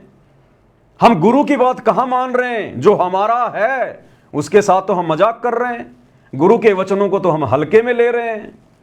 और जो हमारे नहीं हैं, ये राजनेता हमारे नहीं हैं, ये किसी के नहीं हैं, केवल अपने स्वार्थों के हैं। देखते नहीं बड़े बड़े राजनेता पार्टियां चेंज कर लेते हैं, पार्टियां। जब ये अपनी खुद की पार्टी के नहीं होते तो आप भगतों के क्या होंगे? तुम भगत तो उनके किसी मतलब के भी नहीं। तो जो हमारा है, जो हमारे लिए मर मिट रहा है, 10 साल से 12 साल से हिसार जेल में बैठकर संघर्ष कर रहा है, 30 साल से सत्संग कर करके हमें समझाया, उसकी हम एक भी नहीं मान रहे। और जो शौपन में हमारे नहीं हो सकते ये राजनेता जगत वाले, उनके पीछे आंखें बंद करके दौड़ रहे हैं हम, उनकी रैलियों को सफल बना रहे हैं, उनकी जयंतियों में जा रहे हैं हम। तो भाई और बहनों, विचार करना पड़ेगा, विचार, अन्यथा यह काल बहुत भयंकर तरीके से ठग रहा है वर्तमान में संगत को। और ये परीक्षा चल रही है। परमात्मा हिसार जेल में बैठकर, वे हिसार की छोटी जेल में बैठकर, आप और हम 21 ब्रह्मांड रूपी इस बड़ी जेल में बैठे हुए कैदियों की रहनी करनी देख रहा है। कितने मेरे हैं, कितने काल के हैं, कितने मुझे समझ पाए, मेरे प्रवचनों को समझ पाए, मेरे वचन पर चल रहे हैं, और कितने भक्ति मार्ग को हल्के में ले रहे हैं, मजाक में ले रहे हैं। अरे मजाक में ले रहे हैं तभी तो गुरु कह रहा है कि हल्के में मत लो, मजाक में मत लो। इसका मतलब संगत मजाक में ले रही है। और आए दिन इन घटनाओं के माध्यम से संगत ये प्रमाण भी दे रही है। राजनेताओं की रैलियों में जाकर, परशुराम की जयंती में जाकर, स्टेडियम बनाकर, धर्मशालाएं बनवाकर, गुंडों की सीबीआई जांच का समर्थन करके, अयोध्या में भंडारा लगा के, अन्य तरह तरह के कुकर्म करके, भक्ति विरुद्ध कर्म करके, संगत साथ में प्रमाण भी दे रही है कि गुरुजी हम कच्चा पक्का काम नहीं करते। ये ना सोच लेना कि हम लोग ऐसे वैसे हल्के में ले रहे हैं, हम तो परमाणु के साथ में हल्के में ले रहे हैं आपको और आपके ज्ञान को। इन घटनाओं के माध्यम से संगत गुरुजी को सबूत भी दे रही है, जो सबूत सात संगति के माध्यम से फिर आप लोगों को दिखाए जाते हैं, बताए जाते हैं।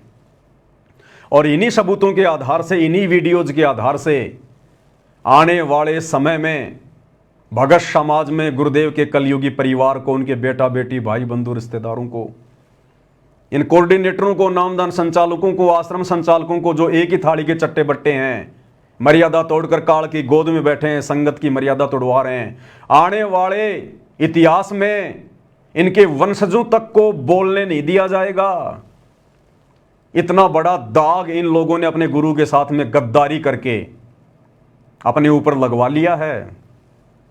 आने वाले इतिहास में इनको बोलने नहीं दिया जाएगा। बोलने आगे मंत्री जी क्या कुछ और कह रहे हैं, ध्यान से सुनिएगा। आपने उसका शब्द सुना ही नहीं जो धुनीदास ने कहा। अगर आप वो शब्द सुन लेते तो आपका ये बात कहनी होती, होले सुहागण सुरता त्यार, मालिक घर जाना से। अरे होले न होले सुरता त्यार, मालिक घर जाना से। नाले धोले ओढ़ पैर ले कर सोला सिंगार। इस गहरा समझना, इसका शब्द का मतलब समझना। नाले धोले ओढ़ पैर ले कर सोला सिंगार। अरे आज नहीं तो खड़के परसों आएंगे तेरे लेवड़हार, मालिक घर जाना से। ये शब्द किसने गाया? ये धुनीदास जी ने, कबीरपंथी। अरे मंत्री जी एक बार बोल देते। धुनीदास जी से ज्यादा तो ये शब्द सतगुरु रामपाल जी ने गाया। सतगुरु रामपाल जी ने, कबीरपंथी धुनीदास जी ने गाया ये शब्द। सतगुरु रामपाल जी का कोई नामो निशान नहीं, क्योंकि मंत्री जी को शर्म आ रही है। शर्म आ रही है मंत्री जी को कि जेल में बैठे हुए एक व्यक्ति का मैं कैसे नाम लूं। जब ये वीडियो हरियाणा की जनता में जाएगा तो लोग क्या सोचेंगे मेरे बारे में, कि एक जेल में बैठे हुए, देशद्रोह का मुकदमा लगवाकर जेल में बैठे हुए व्यक्ति की मंत्री जी प्रशंसा कर रहे हैं।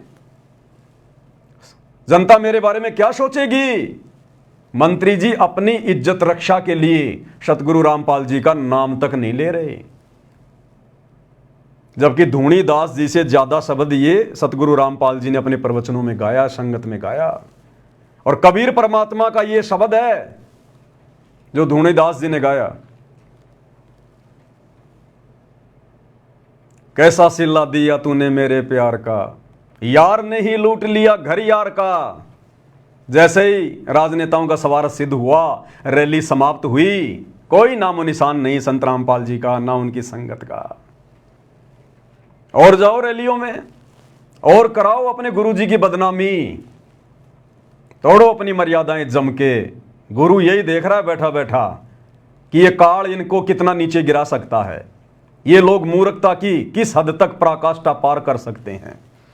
तो मंत्री जी कह रहे हैं कि आपने वो शब्द सुना ही नहीं जो धूणी दास जी ने गाया, कबीर पंथी ने।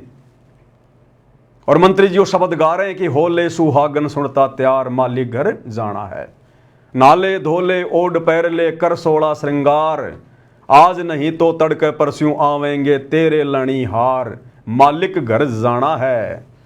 और मंत्री जी कह रहे हैं इसकी गहराई को समझना, जबकि इस शब्द की गहराई का मंत्री जी को भी नहीं पता। अगर इस शब्द की गहराई का मंत्री जी को पता होता तो मंत्री पद को 2 मिनट में ठोकर मार देते, 2 मिनट में, और भक्ति मार्ग में आ जाते, यथार्थ कबीर पंथ में।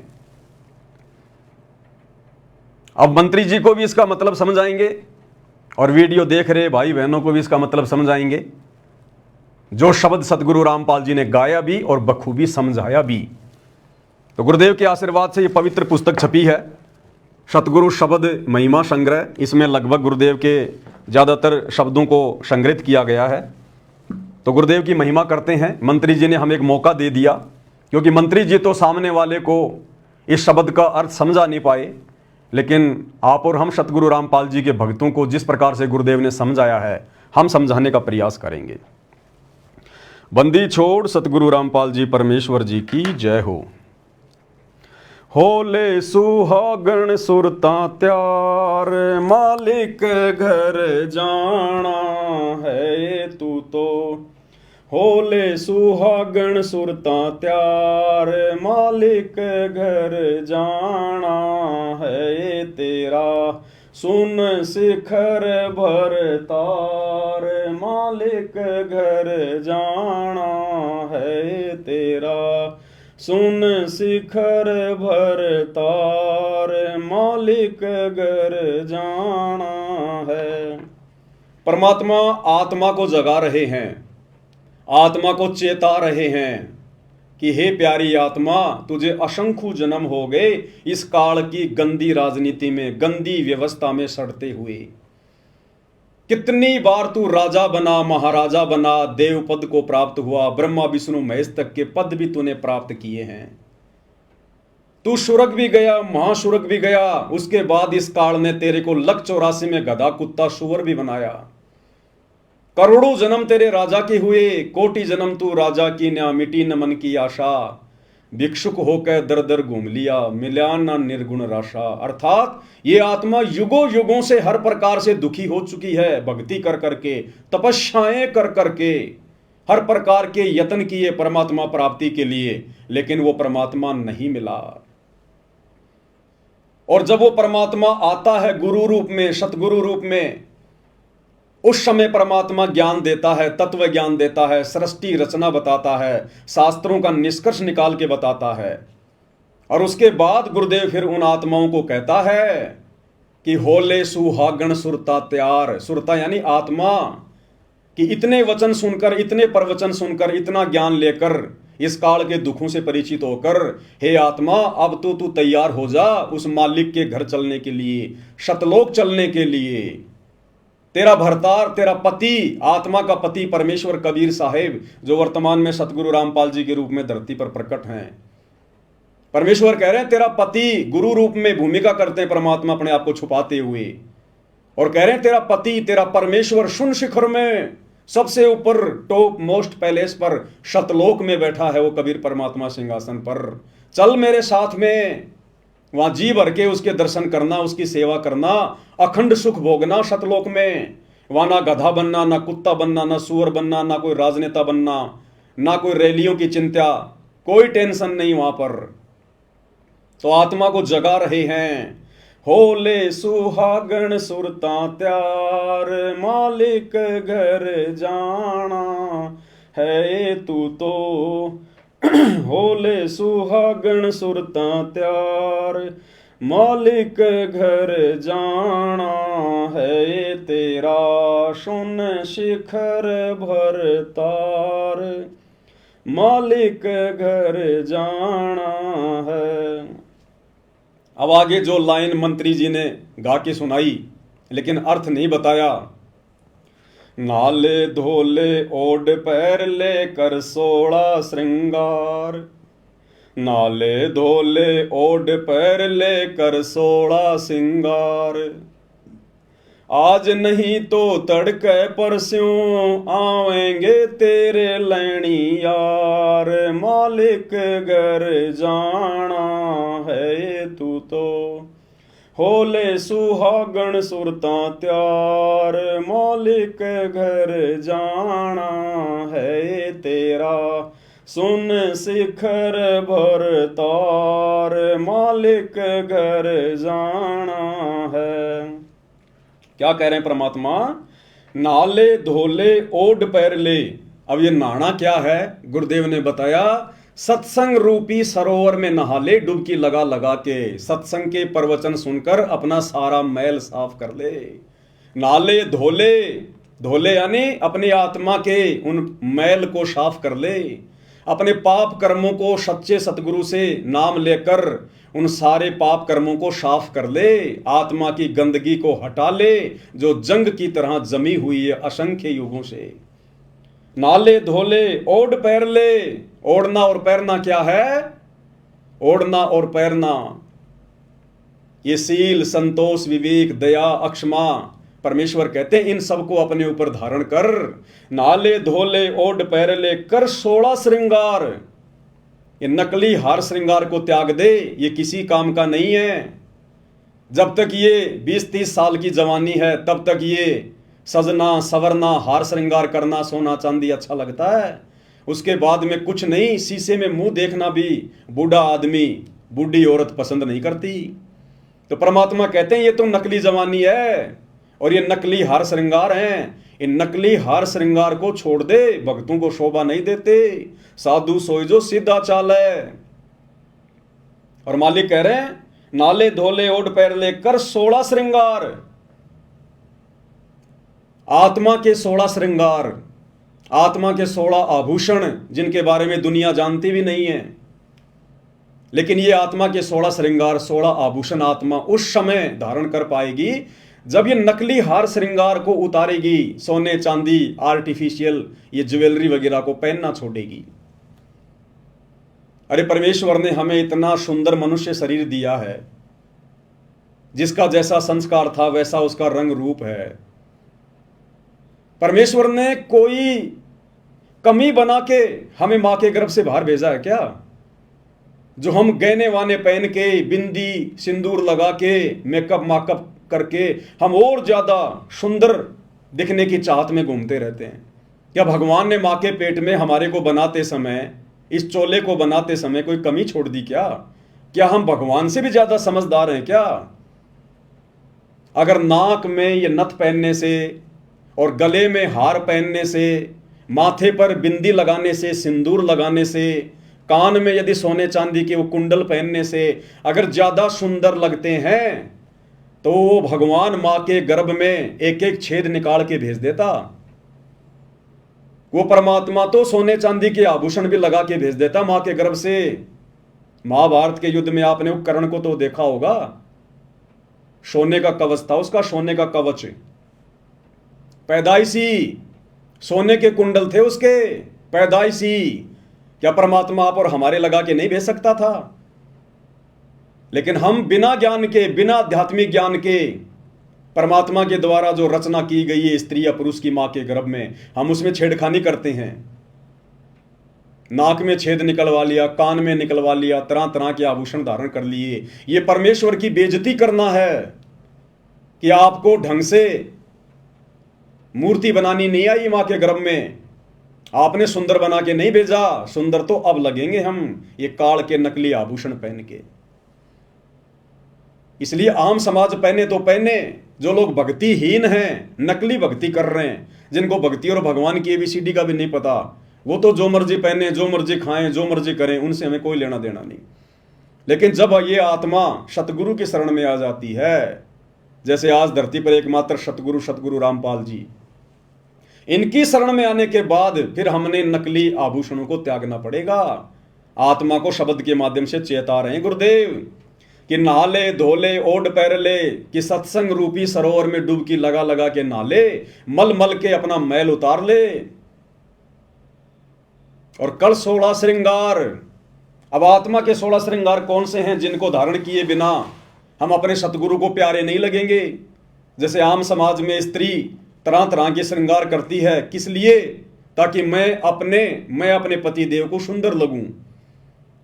इसी प्रकार आत्मा के 16 श्रृंगार भगत ने करने पड़ेंगे, जो 16 श्रृंगार हमें गुरुदेव ने दिए हैं, जो बताए हैं। ये साध संगति का लोगो जो इस लैपटॉप के पीछे लगा हुआ आप जी देख रहे हैं, पीले कलर का, और इस पुस्तक के पीछे भी ये लोगो लगा हुआ है।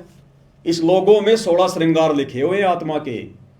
और गुरुदेव ने कबीर सागर का सरलार्थ करते समय स्पष्ट रूप से लिख दिया कि जब तक आप मेरे से उपदेश लेकर इन तमाम आत्मा के श्रृंगारों को पूर्णतया अपने ऊपर धारण नहीं करोगे, आप मोक्ष प्राप्ति के योग्य नहीं हो सकते।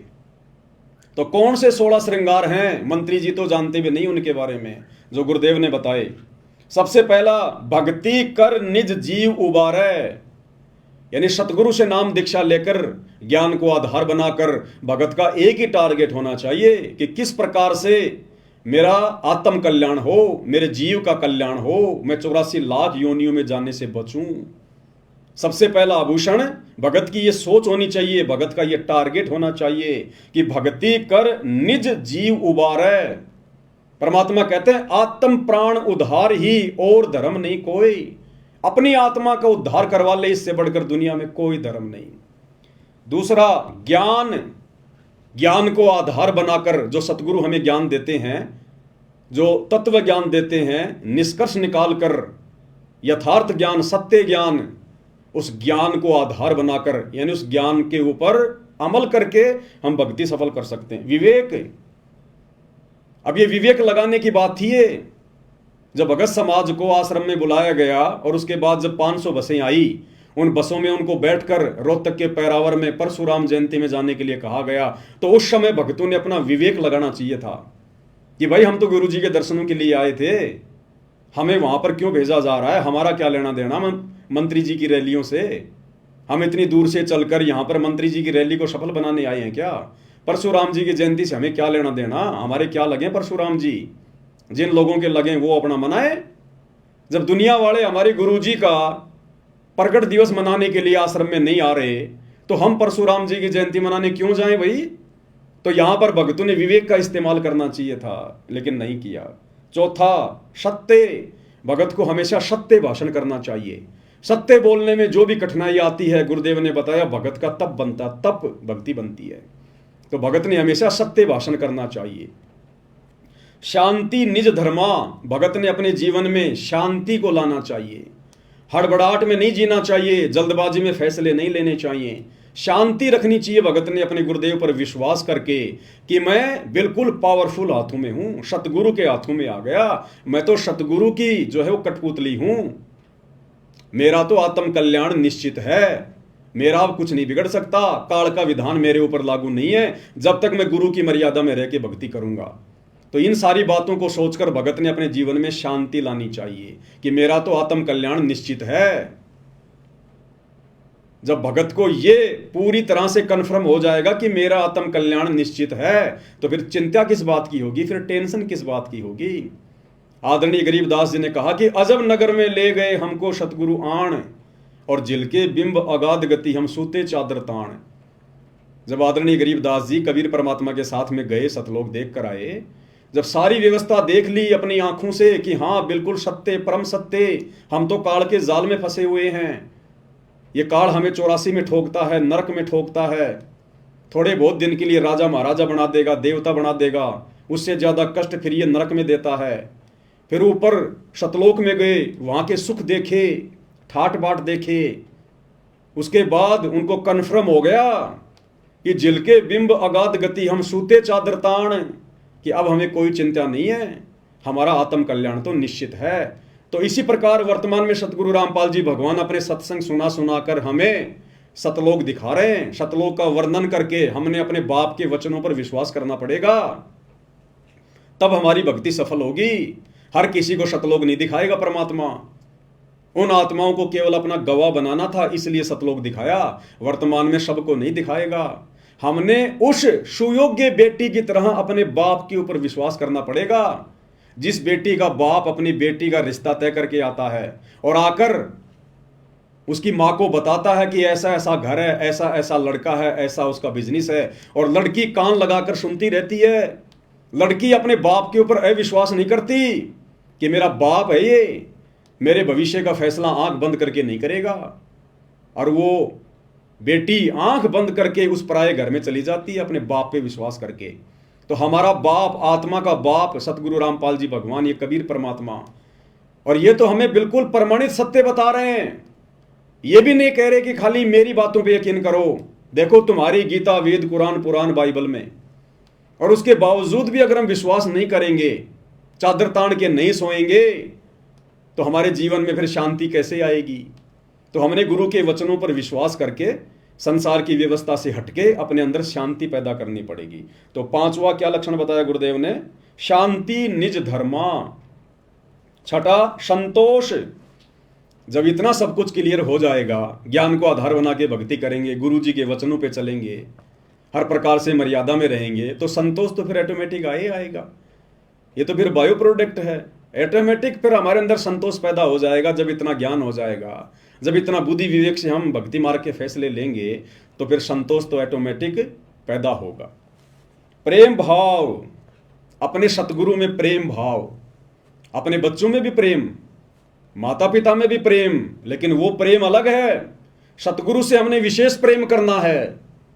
अपने परिवार में, समाज में, रिश्तेदारी में तो केवल इतना ही प्रेम करना है कि हमारा बस काम निकल जाए। भाई मीठा बोलना, प्यार से बोलना, लड़ाई झगड़ा ना करना, किसी की आत्मा ना दुखाना, ये वाला प्रेम तो हमने यहां करना है जब तक हम इस शरीर में। लेकिन विशेष प्रेम, बिना प्रेम पावे नहीं चाहे कोटि समाधि ला। सतगुरु में हमारा विशेष प्रेम होना चाहिए। मर मिटने वाला प्रेम, मर मिटने वाला प्रेम, समर्पण वाला प्रेम, पतिव्रता भाव वाला प्रेम, केवल सतगुरु में। बिना प्रेम पावे नहीं चाहे कोटि समाधि ला। तो सतगुरु में हमने प्रेम भाव जो है वो पैदा करना है। परमात्मा कहते हैं ना भाई, प्रेम भाव सतगुरु में हो जा, फिर सहजे अमृत पाए। फिर बड़ी आसानी से हमें सतलोक के आनंद भोगने का सुख मिलेगा। अगला है धीरज। भगत के अंदर धैर्य होना चाहिए, जल्दबाजी नहीं होनी चाहिए भगत के अंदर। हमें किसी ने किसी के बारे में कुछ कह दिया, हमने तुरंत उसका जवाब दे दिया, बात बिगड़ जाएगी। परमात्मा कहते हैं सुनो सबकी, करो मन की, जो ज्ञान दे रखा ना उस आधार से फैसले लो। अगर तुम सतगुरु शरण में हो, मर्यादा में हो, तुम्हारी चाहे कोई लाख निंदा चुगली करे, पीठ पीछे लाख तुम्हारी बुराई करे, तुम्हारा वो कुछ नहीं बिगाड़ पाएगा। ये धोखाधड़ी समाज की, जंतर मंत्र, ये तंत्र सतगुरु के भगत के ऊपर लागू नहीं होते। परमात्मा हमें असुर निकंदन रमणी में लास्ट में क्या बताते हैं रक्षा मंत्र में? सतगुरु शरण शरणाई, शरण गए कुछ भय नहीं व्यापे, काल जाल भय मिट जाई, रोग शोग छल छिद्र न व्यापे, सन्मुख न ठहराई, और जहर अग्नि तन निकट ने आवे, दूरी जात रंगाई, वीर बेताल बाण ना लागे, यम के कोट ढहाई, 98 पुण्य मूठ ना लागे, उल्ट तही दरखाई।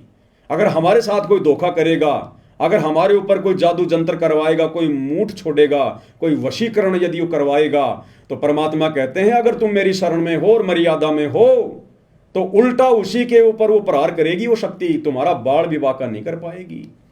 आग भी तुम्हें जला नहीं सकती। जो सतगुरु के भगत होंगे, जो मर्यादा में होंगे, तो ये ऑटोमेटिक हमारे अंदर फिर धैर्य उत्पन्न होगा, धीरज उत्पन्न होगा कि हम किसी का बुरा, इस ज्ञान को आधार बनाकर, गुरु से डर कर हम किसी का बुरा शोपन में नहीं कर सकते। और हमारे साथ यदि कोई बुरा करना चाहेगा, धोखाधड़ी करना चाहेगा, तो सतगुरु होने नहीं देगा। अब ये धोखाधड़ी हो गई ना आश्रम से जुड़े हुए भाई बहनों के साथ में, क्योंकि वो मर्यादा में नहीं है, गुरु को भगवान नहीं मानते, इसलिए काल ने गुरु जी के परिवार के माध्यम से भक्तों को धोखा दे दिया और परशुराम की जयंती में जाके ठोक दिया। हम सत्सेवकों को धोखा क्यों नहीं दे पाया काल? हम साध संगति से जुड़े हुए भाई बहनों को धोखा क्यों नहीं दे रहा? क्योंकि हम गुरु को परमात्मा मानकर मर्यादा में रह के भक्ति कर रहे हैं, तो गुरु हमारे साथ धोखाधड़ी होने नहीं देगा। तो धीरज।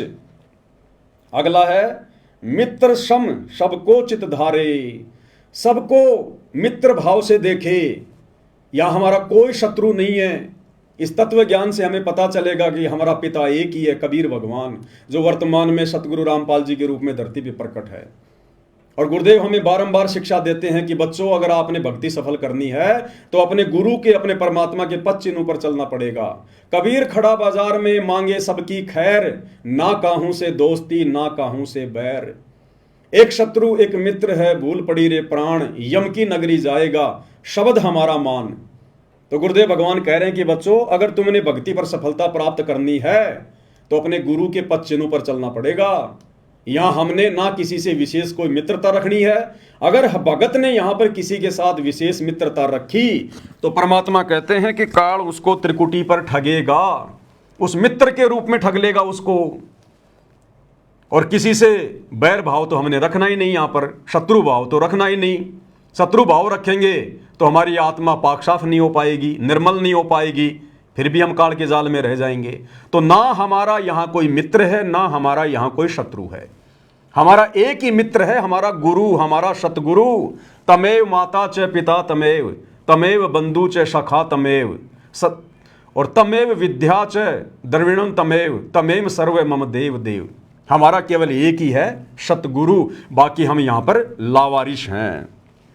तो मित्र सम सबको चित धारे, ये भी भगत के अंदर लक्षण होना चाहिए। ये आत्मा के श्रृंगारों की बात हो रही है। अगला है त्याग। एक भगत के अंदर मोक्ष प्राप्ति के लिए त्याग की भावना होनी चाहिए। अपने सतगुरु के चरणों में सब कुछ समर्पण करने की, त्याग करने की भावना होनी चाहिए। हमें रिहर्सल करनी है जीवित मर के। जीवित मरने का मतलब है हमने यहां किसी भी चीज में कोई विशेष इच्छा जाहिर नहीं करनी। दूसरों की देखा देखी हमने अपने मन को अशांत नहीं करना, विचलित नहीं करना। अगर कल गुरुजी आ गए विमान लेके कि बेटा चल सतलोक, क्या हम सब कुछ त्यागने को तैयार हैं? क्या हमें इस कदर ज्ञान हो चुका है कि हम इस काल की नश्वर संपत्ति को अपना नहीं मान रहे? हम एक पल में सब कुछ छोड़ने को तैयार हैं या नहीं है? तो हमने रिहर्सल करनी है ये, गुरु के सत्संग सुनकर, ज्ञान को आधार बनाकर, साध संगति के माध्यम से, कि ना जाने मेरा लेने वाला, मेरा लड़ीहार वो कब आ जाए और मुझे उसके साथ में चलना पड़ जाए। जब लड़की का लड़ीहार आ जाता है उसको लेने के लिए, और वो लड़की सब कुछ छोड़ छाड़ देती है 2 मिनट में, लेके अपना बक्सा और अपने पति के साथ में चल पड़ती है।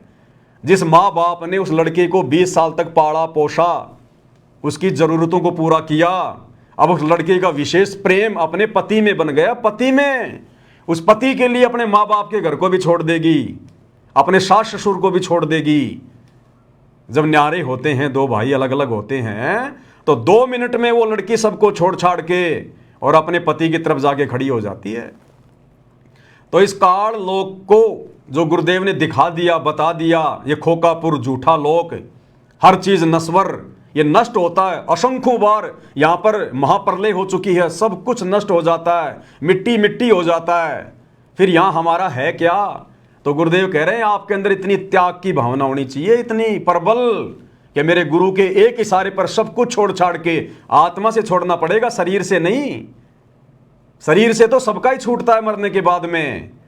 जिसने जीवित मरने की रिहर्सल कर ली, जिसने ज्ञान को आधार बना के कि यहां मेरा कुछ नहीं है, ये 21 ब्रह्मांड तो मेरे बाप ने, सतगुरु रामपाल जी भगवान ने काल को भीख में दिए उसकी तपस्या के बदले। अगर इसी 21 ब्रह्मांड की संपत्ति पर भी यदि किसी का अधिकार है तो काल का अधिकार है, मेरा नहीं है। ये मेरा देश नहीं है, मेरा घर नहीं है।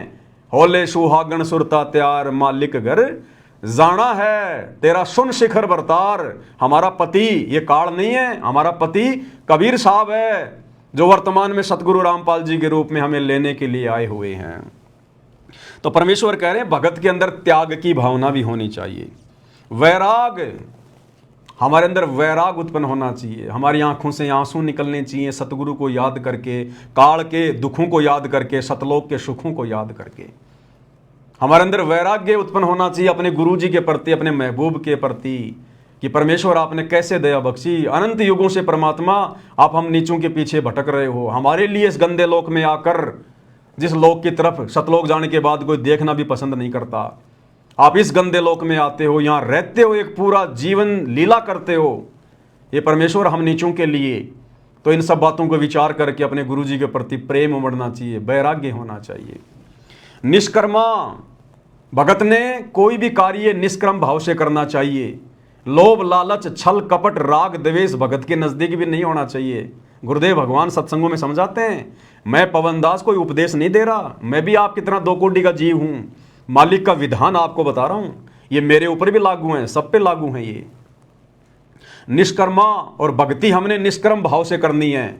इस भक्ति के प्रतिफल में हमने कोई सांसारिक डिमांड अपने गुरु से नहीं करनी, कोई इच्छा अपने मन में नहीं करनी। दंडवत करते समय, आरती करते समय, मंत्र जाप करते समय, हमारा बाप, हमारा गुरु अंतर्यामी है, उन्हें सब पता है हमें कब किस चीज की आवश्यकता है। और ये सावड़ सा सेठ है, सर्वशक्तिमान है, फिर भला इनसे मांगने की जरूरत क्या है। अगर हम मर्यादा में रह के भक्ति करेंगे, अगर भक्ति सही प्रकार से करेंगे, तो गुरु हमें किसी चीज के अभाव में रहने नहीं देगा।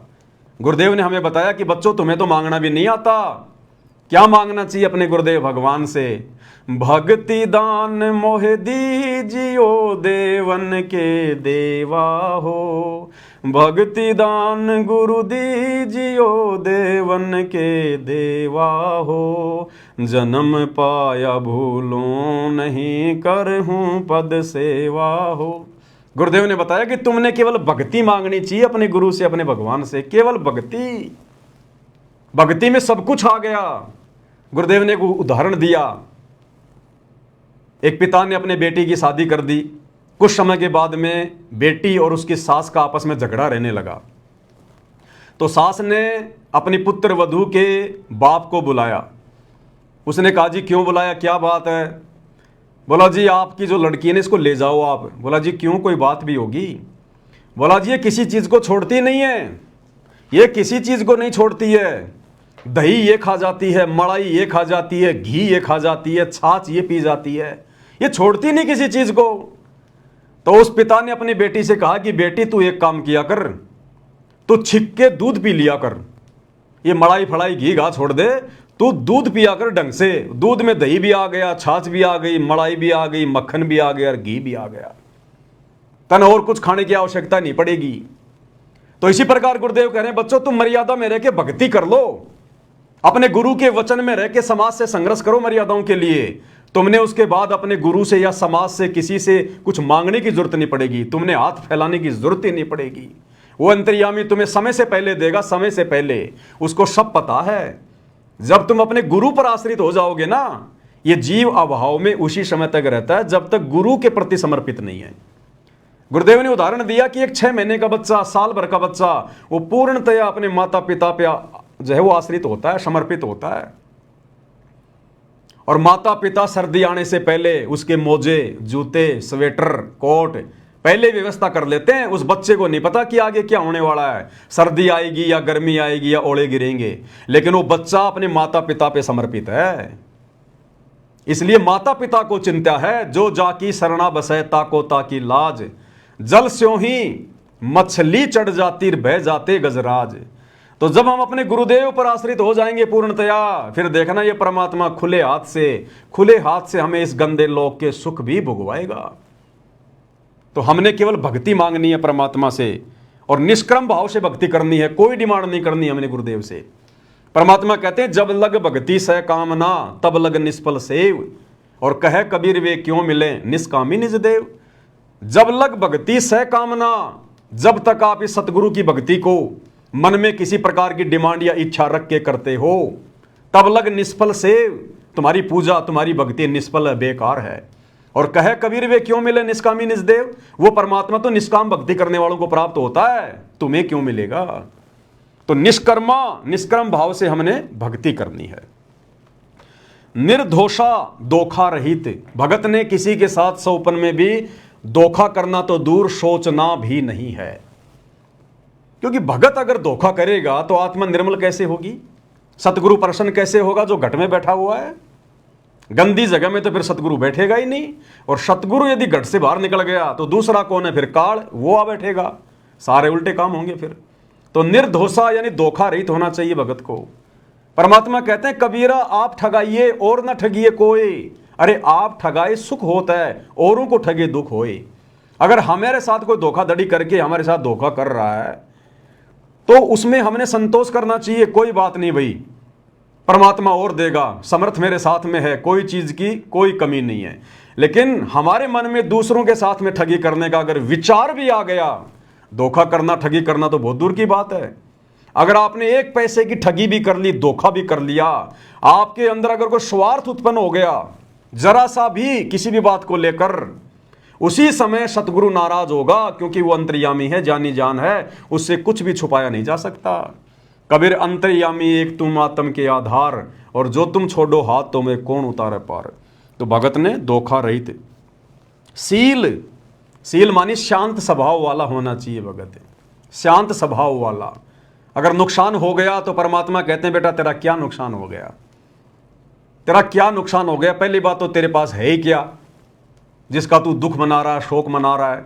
इतना तुझे ज्ञान दे दिया, तेरा कुछ है नहीं, जो भी कुछ है ये काल का है। तू तो होटल में किराएदार है, तेरा क्या बिगड़ गया, तेरा क्या टूट गया। कल को तू मरेगा, सब कुछ यहीं छोड़ के जाएगा। आज तेरे पास है क्या, करोड़ों बार तू राजा रह चुका, जब वो छोड़ छाड़ के चला गया तो आज तो तेरे पास है ही क्या। तो परमेश्वर कह रहे हैं कि भगत ने शीलता धारण करनी चाहिए, संतोष करना चाहिए भगत ने गुरु ज्ञान आधार से, कि ये सांसारिक वैभव की वस्तुएं ना जाने मैंने कितने जन्मों में प्राप्त करी, राजा बन के, मंत्री बन के, प्रधानमंत्री बन के, और एक्सीडेंट में मर जाते हैं, सारा राजपाट यहीं रह जाता। क्या लेके गया हो, क्या था अपना। क्षमा भगत के अंदर विशेष गुण होना चाहिए, क्षमा, माफ करना, सामने वाले को माफ करना, ये परमेश्वर ने विशेष गुण बताया भगत का। अगर माफ करने की प्रवृत्ति हमारे अंदर पैदा होगी तो लड़ाई झगड़े खत्म होंगे, मनमुटाव खत्म होगा, राग द्वेष ईर्ष्या के भाव नहीं बनेंगे हमारे अंदर। तो भगत ने हर स्थिति में सामने वाले को, यदि हमारे साथ में कोई गलत बर्ताव करता है, गलत व्यवहार करता है, गाली निकालता है, बेवजह हमारे ऊपर कोई आरोप लगाता है, परेशान करता है, तो अपने आप को सतगुरु की शरण में, सतगुरु की गोद में बैठा हुआ समझकर हमारे अंदर क्षमा भाव उत्पन्न होना चाहिए कि कोई बात नहीं, मेरे साथ में क्या धोखा करेगा ये, मैं तो खुद ही काल के धोखे का शिकार हूं, मेरे साथ में क्या धोखा करेगा, मेरा तो सतगुरु साक्षी है भाई, मेरा तो सतगुरु सब कुछ है। तो क्षमा भाव होना चाहिए। दया, अब दया बिना दरवेश कसाई, दरवेश यानी साधु, जिस भगत के हृदय में दया भाव नहीं है वो तो कसाई के समान है। तो परमेश्वर ने बताया कि दया भाव भी होना चाहिए। भगत ने कोई जीव हत्या नहीं करनी चाहिए, जीव हत्या का समर्थन नहीं करना चाहिए, किसी के साथ में मार पिटाई नहीं करनी चाहिए। भले हमें कोई दो थप्पड़ मार ले हमें मंजूर है, लेकिन भगत ने, चाहे भगत पहलवान है और सामने वाला अगर 5 साल का बालक भी गाली दे रहा है तो भी भगत ने उल्टा जवाब नहीं देना चाहिए उसको बालक समझ के, नादान समझ के, क्योंकि हमने गुरु प्रसन्न करना है, हमारी परीक्षा रह के लेगा परमात्मा। तो भगत के अंदर दया भाव भी होना चाहिए। तो ये 16 आभूषण बताए परमेश्वर ने शब्द में कि नाले धोले ओढ़ पैर लेकर 16 श्रृंगार, और आज नहीं तो तड़के परस्यों आवेंगे तेरे लणियार, होले सुहागण सुरता त्यार, मालिक घर जाना है। अब मंत्री जी ने तो 2 लाइन बोल के छोड़ दिया और कह रहे हैं कि आप इसकी गहराई में जाओ, शब्द क्या कह रहा है। अब मंत्री जी को पता हो तब समझ आए ना। अगली लाइन में क्या कहा परमेश्वर ने, नाले धोले ओढ़ पैर लेकर 16 श्रृंगार, नाले धोले ओढ़ पैर लेकर 16 श्रृंगार, आज नहीं तो तड़के परस्यों आवेंगे तेरे लैनी यार, मालिक घर जाना है तू तो होले सुहागण सुरता त्यार, मालिक घर जाना है तेरा, सुन शिखर भर तार, मालिक घर जाना है। क्या कह रहे हैं? आज नहीं तो तड़के परस्यों आवेंगे तेरे लणिहार। परमेश्वर कह रहे हैं समय रहते सत्संग रूपी सरोवर में नाले, मलमल के आत्मा के पाप कर्म धोले, आत्मा को 16 श्रृंगारों से सुसज्जित करके सतगुरु को प्रसन्न कर ले। अगर तूने ये काम समय रहते नहीं किया तो आज नहीं तो तड़के परस्यों आवेंगे तेरे लेवनहार। वो यम के दूत आएंगे फिर हाथों में लेके लठ, तेरे शरीर से आत्मा निकालने के लिए। वो तेरे लणियार हैं, वो फिर तुझे लेने आएंगे, मार मार के लेके जाएंगे तांबे की धरती पे, गरम धरती पे तेरे को पैदल लेके जाएंगे सोट मारते हुए। पानी मांगेगा तेरे लठ मारेंगे, भोजन मांगेगा तेरे लठ मारेंगे। तो कहते हैं या तो समय रहते सतगुरु की शरण में आकर भक्ति कर ले, ये गंदी राजनीति छोड़ दे, भक्ति का पाठ पढ़ ले, सतगुरु को प्रसन्न कर ले, अन्यथा वो यम के दूत तैयार खड़े हैं, तैयार तेरी दुर्गति करके लेके जाएंगे, दुर्गति करके। अगली लाइन में क्या बताया परमेश्वर ने? तेरे साथ की ये कितनी जाली तू क्यों लारी वार, तेरे साथ की ये कितनी जाली तू क्यों लारी वार। गुड़िया खेलत जन्म गवाया, लाया ये नहीं विचार, मालिक घर जाना है तू तो होले सुहागण सुरता त्यार, मालिक घर जाना है तेरा, सुन शिखर भर तार, मालिक घर जाना है। कितनी प्यारी व्याख्या करके बताई है गुरुदेव भगवान ने। आत्मा को कह रहे हैं परमेश्वर कि तेरे साथ की ये कितनी जाली तू क्यों लारी वार, कि हे नादान आत्मा, तेरे साथ सतलोक से काल के चक्कर में मुझे छोड़कर जितनी आत्मा यहां आई थी उनमें से कितनी आत्माएं, असंख्यों आत्माएं वापस मेरे साथ जब मैं सतगुरु रूप में आता हूं तो मेरे ज्ञान को समझकर मेरी बात मानकर वापस सतलोक को चली गई। तेरे साथ की कितनी जाली, जो तेरे साथ जो सतलोक से आई थी ना इस काललोक में, वो तेरे साथ की आत्माएं कितनी मेरे साथ वापस सतलोक जा चुकी हैं। गुरुदेव भगवान कह रहे हैं, समझा रहे हैं परमात्मा शब्द के माध्यम से। और तू क्यों लारी वार, तू लेट क्यों हो रही है, तू देरी क्यों कर रही है, तुझे क्या समझ में नहीं आया, तू क्यों देरी लगा रही है इस काल के लोक में? क्या अभी तूने काल की व्यवस्था में सड़ना है?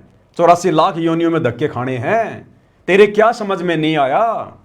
सतगुरु मिल गया, सब कुछ बता दिया, सब कुछ खोल के रख दिया, साहिब ने भेद दिया सब खोला अपने सतलोक राजधानी का। तो गुरुदेव आत्मा को कह रहे हैं, हे नादान, अब तू क्यों देरी कर रही है, सतलोक चलने की तैयारी क्यों नहीं कर रही? तेरे साथ की ये कितनी जाली तू क्यों लारी वार, और गुड़िया खेलत जन्म गवाया, लाया है नहीं विचार। तू गुरु के ज्ञान को आधार ना बनाकर असंख्य जन्म तूने बर्बाद कर दिए ये गुड्डा गुड्डी का खेल खेलते हुए। इस काल के लोक में बच्चे पैदा करना, बड़ी गाड़ी लेके आना, बड़ी कोठी बनाना, बड़े बड़े बिजनेस सेट करना, मंत्री पद प्राप्त करना, दुनिया पे राज करने की सोचना, दुनिया भर की संपत्ति इकट्ठी करने की सोचना। कहते हैं ये तो गुड्डा गुड्डी का खेल है, गुड्डा गुड्डी का खेल। और ये झूठा खेल खेलते हुए तेरे को असंख्य जन्म बीत गए, असंख्य जन्म, तेरे कुछ भी हाथ नहीं लगा, तू भिखारी की भिखारी है।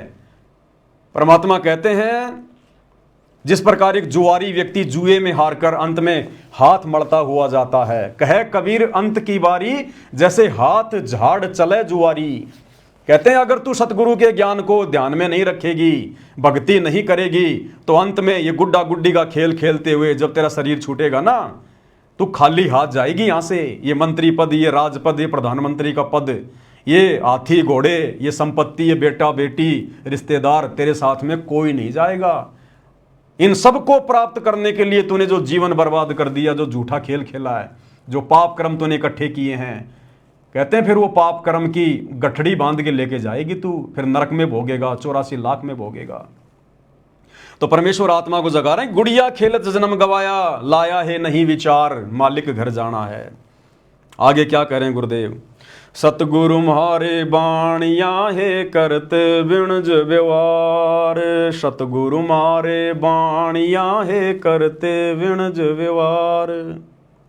बिन डांडी बिन पालड़े है तोल दिया संसार। मालिक घर जाना है तू तो होले सुहागण सुरता त्यार। मालिक घर जाना है तेरा सुन शिखर भर तार। मालिक घर जाना है।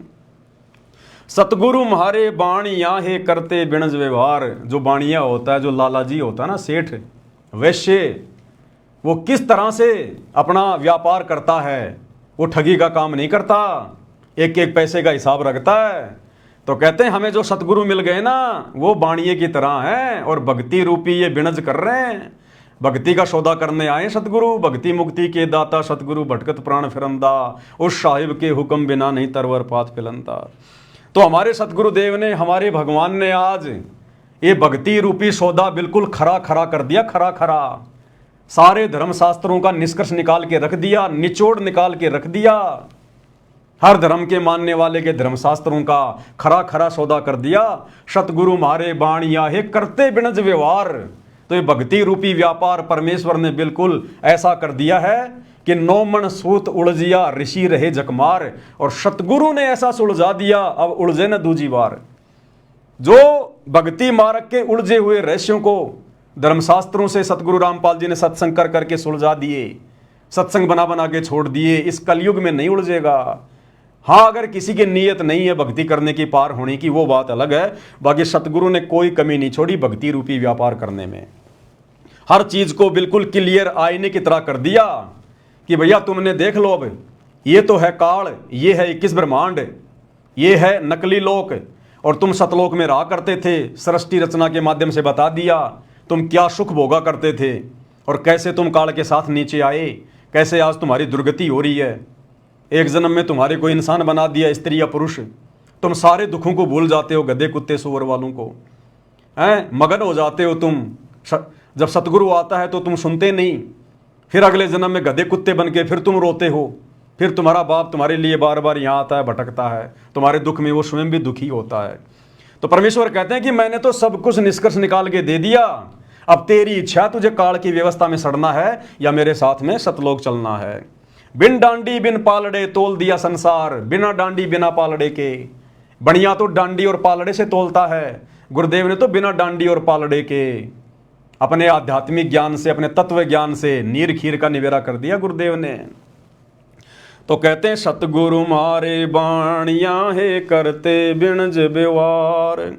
बिन डांडी बिन पालड़े हे तोल दिया संसार। मालिक घर जाना है। ब्रह्मा विष्णु महेश की क्या स्थिति है, देवी देवताओं की क्या स्थिति है। तुम्हारे को एक बार मनुष्य जन्म मिलता है, फिर 84 लाख योनियों का चक्कर काटना पड़ेगा, भयंकर कष्ट उठाने पड़ेंगे, गधे के शरीर में, सुअर के शरीर में टट्टी खाना पड़ेगा। ऐसी दुर्गति करेगा, राजा बनोगे, सैनिक बनोगे, तुम्हारी गर्दनें कटेंगी, युद्ध होंगे, फिर कुत्ते बनोगे, तुम्हारे सर में कीड़े पड़ेंगे। तो गुरुदेव ने बिन डांडी बिन पालड़े के पूरा अध्यात्म बिल्कुल क्लियर कर दिया। लास्ट में क्या कह रहे हैं गुरुदेव भगवान, सुन सिकर में सेज पिया की हंस हंस कर ले प्यार। सुन सिकर में सेज पिया की हंस हंस कर ले प्यार। कहें कबीर सुनो मेरी सजनी, लूटो न अजब बहार। मालिक घर जाना है तू तो होले सुहागण सुरता त्यार। मालिक घर जाना है तेरा सुन शिखर भर तार। मालिक घर जाना है। सुन शिखर में सेज पिया की, सुन शिखर सबसे ऊपर टॉप मोस्ट पहले सतलोक, कहते हैं वहां पर तेरे पिया की, तेरे गुरु की, तेरे भगवान की सेज है, उसका सिंहासन है वहां पर।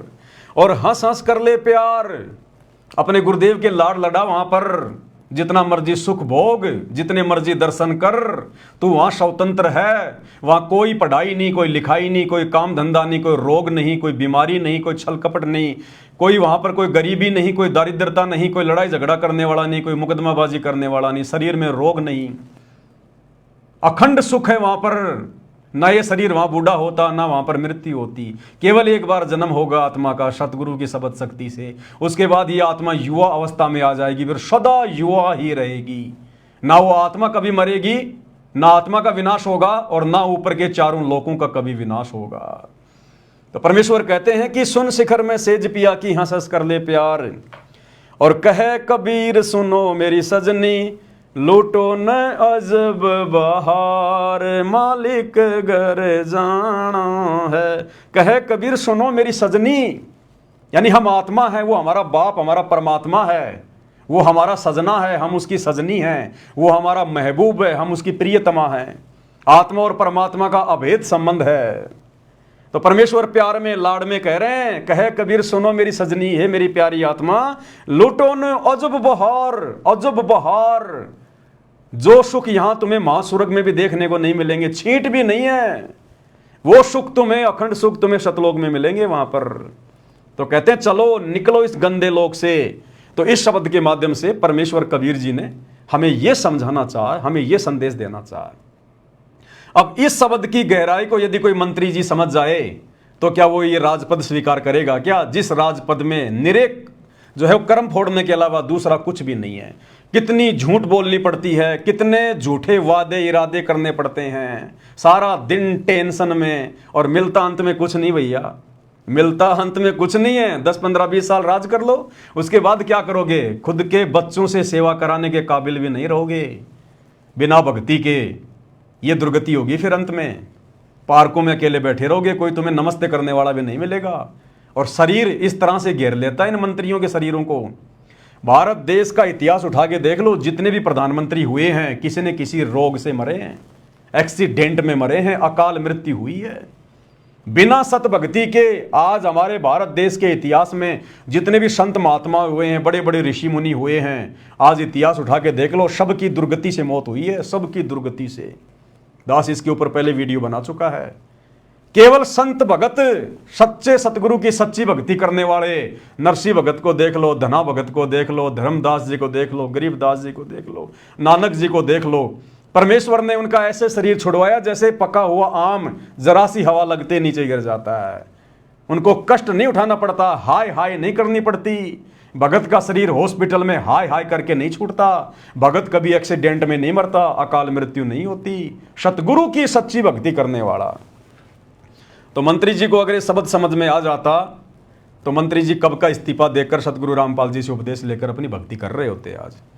तो भाई और बहनों, ये सारी बातें तो आज गुरुदेव भगवान ने आप और हमें समझाई है। तो आगे वीडियो में बढ़ते हैं। अब मंत्री जी आगे क्या कुछ कह रहे हैं, क्या कुछ समझा रहे हैं। सतलोक आश्रम से जुड़े हुए भाई बहनों को समझना चाहिए, विचार करना चाहिए, किस प्रकार से धोखा इस काल ने तुम्हारे साथ गुरुजी के बेटों को निमित्त बनाकर राजनेताओं की रैलियों को सफल बनवा के किया है। क्या कह रहे हैं आगे मंत्री जी। और मैं तो हजारों सभाओं में, मैं सत्संग में तो मैं अपने इलेक्शन में तो बोलता ही सत्साहेब था। क्या कह रहे हैं मंत्री जी कि हजारों सभाओं में, मेरी हर मीटिंग में, मेरी हर सभा में मैं तो बोलता ही सत साहिब हूं, क्योंकि मैं तो कबीर पंथी हूं, मेरे बाप दादा जो है कबीर पंथ से जुड़े हुए थे। मैं तो बोलता ही सत साहिब हूं। क्योंकि बहुत सारे लोगों ने ये ऑब्जेक्शन उठा दिया कि आपने सत साहिब इसलिए बोला है कि आपकी रैली में संत रामपाल जी के भगत आए थे।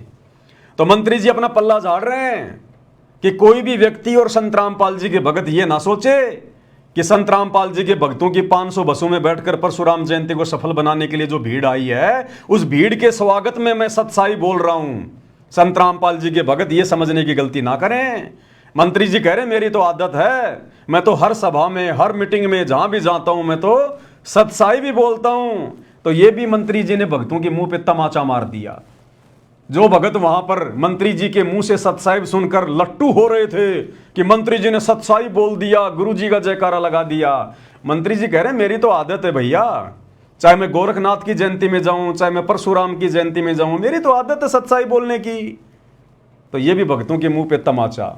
आगे क्या कह रहे हैं मंत्री जी। अब मंत्री जी का हो गया किस्सा समाप्त भाई और बहनों। अब आपको एक फीमेल मंत्री से मिलवाते हैं।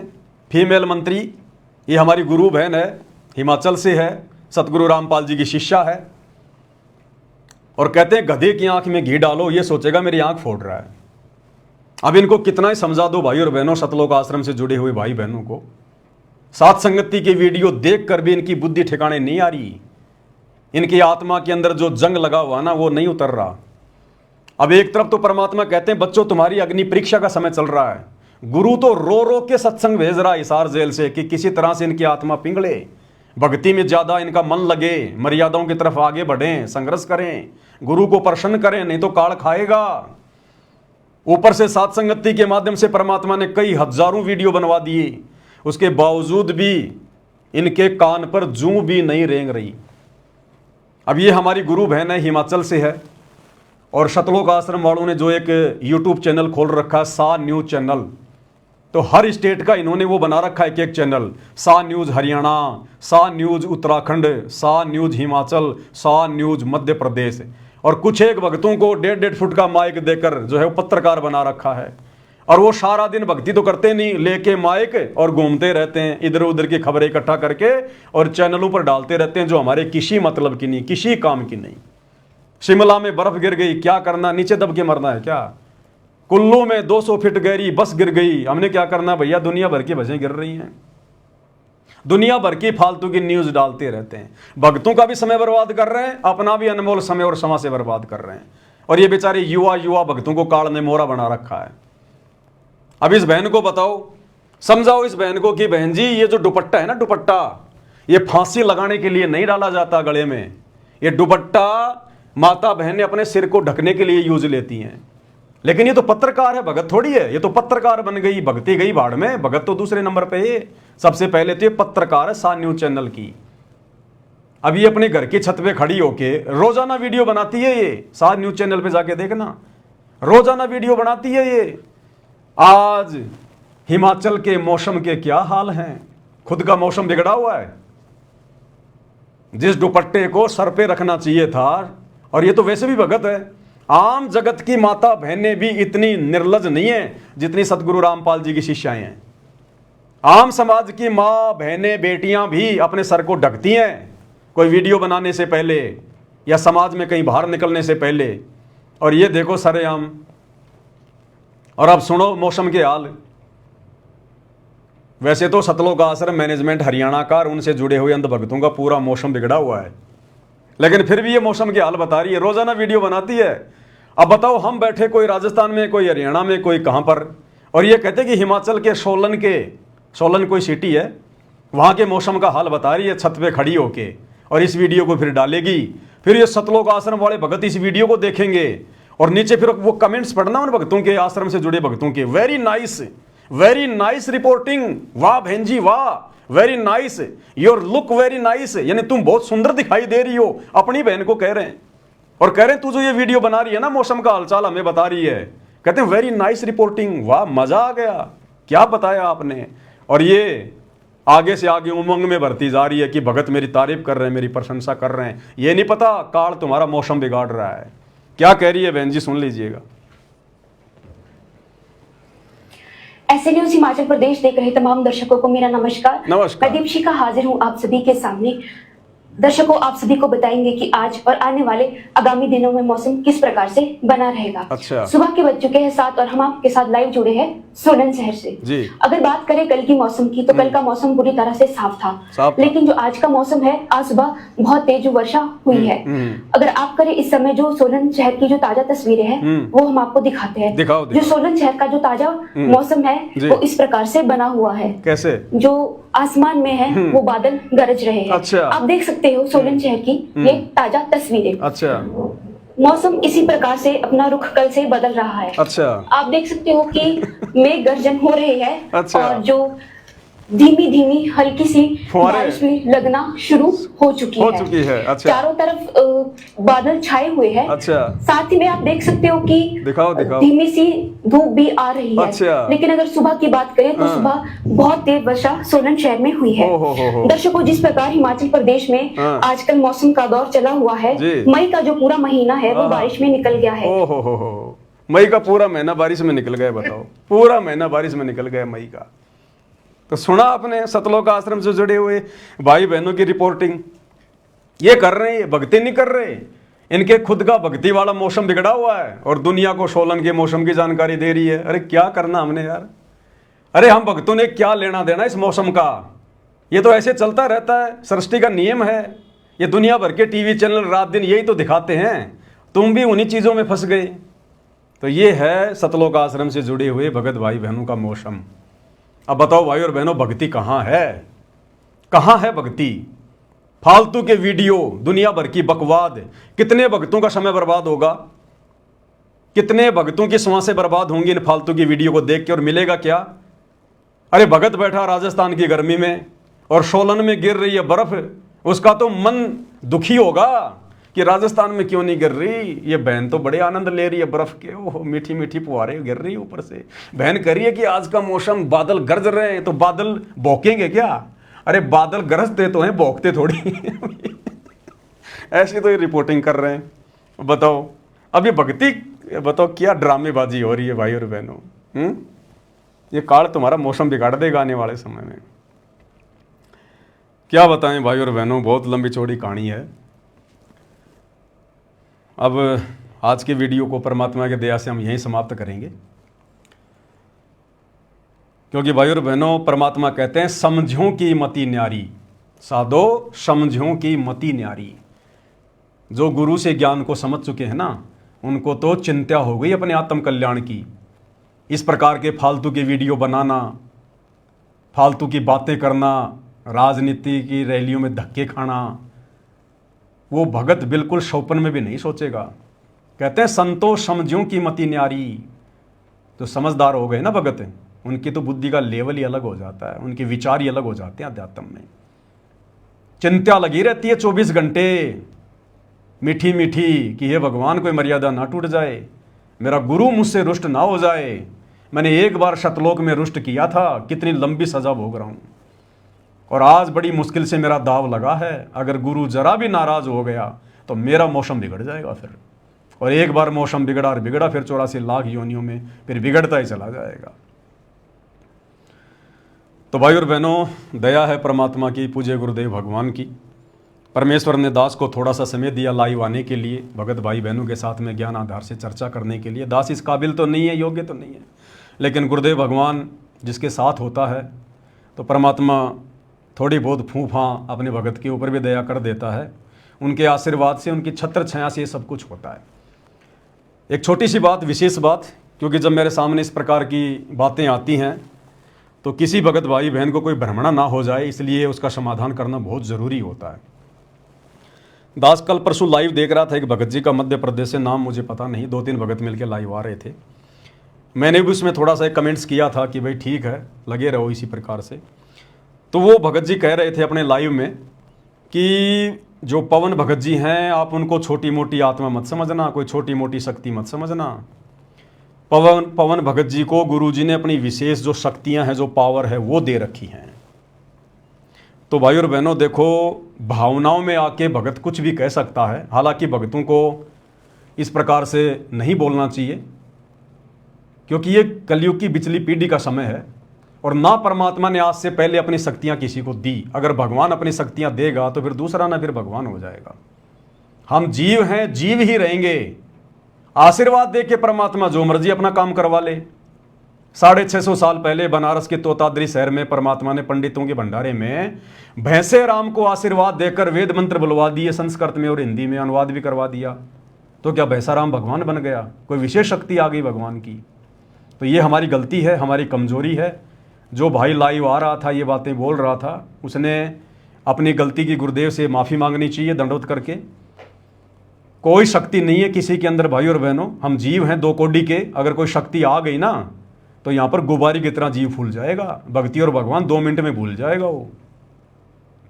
गुरुदेव ने हमें क्या बताया कि बच्चों 24 सिद्धियां हैं, जब तुम ये भक्ति करोगे, मर्यादाओं में रहोगे, गुरु को इष्ट मान के भक्ति करोगे, तो ये सिद्धियां ऑटोमेटिक तुम्हारे अंदर काम करना शुरू कर देंगी। तुमने सिद्धियों का कोई प्रयोग नहीं करना है। अगर तुम्हारी कोई अगर खुल भी जाए कोई अगर वो कमल वमल, तो भी तुमने सिद्धियों का प्रयोग नहीं करना, नहीं तो भक्ति नष्ट कर दोगे। गुरुदेव ने बताया तुम मर्यादा में रह के भक्ति करते रहो। इस शरीर में ऐसा सिस्टम फिट कर रखा है गुरुदेव ने, ये सिद्धियां ऑटोमेटिक हमारे ऊपर काम करेंगी। अरे आज ये सिद्धियां काम कर रही हैं तभी तो हम भक्ति कर रहे हैं, मर्यादा में रह के कर रहे हैं, समाज से संघर्ष कर रहे हैं।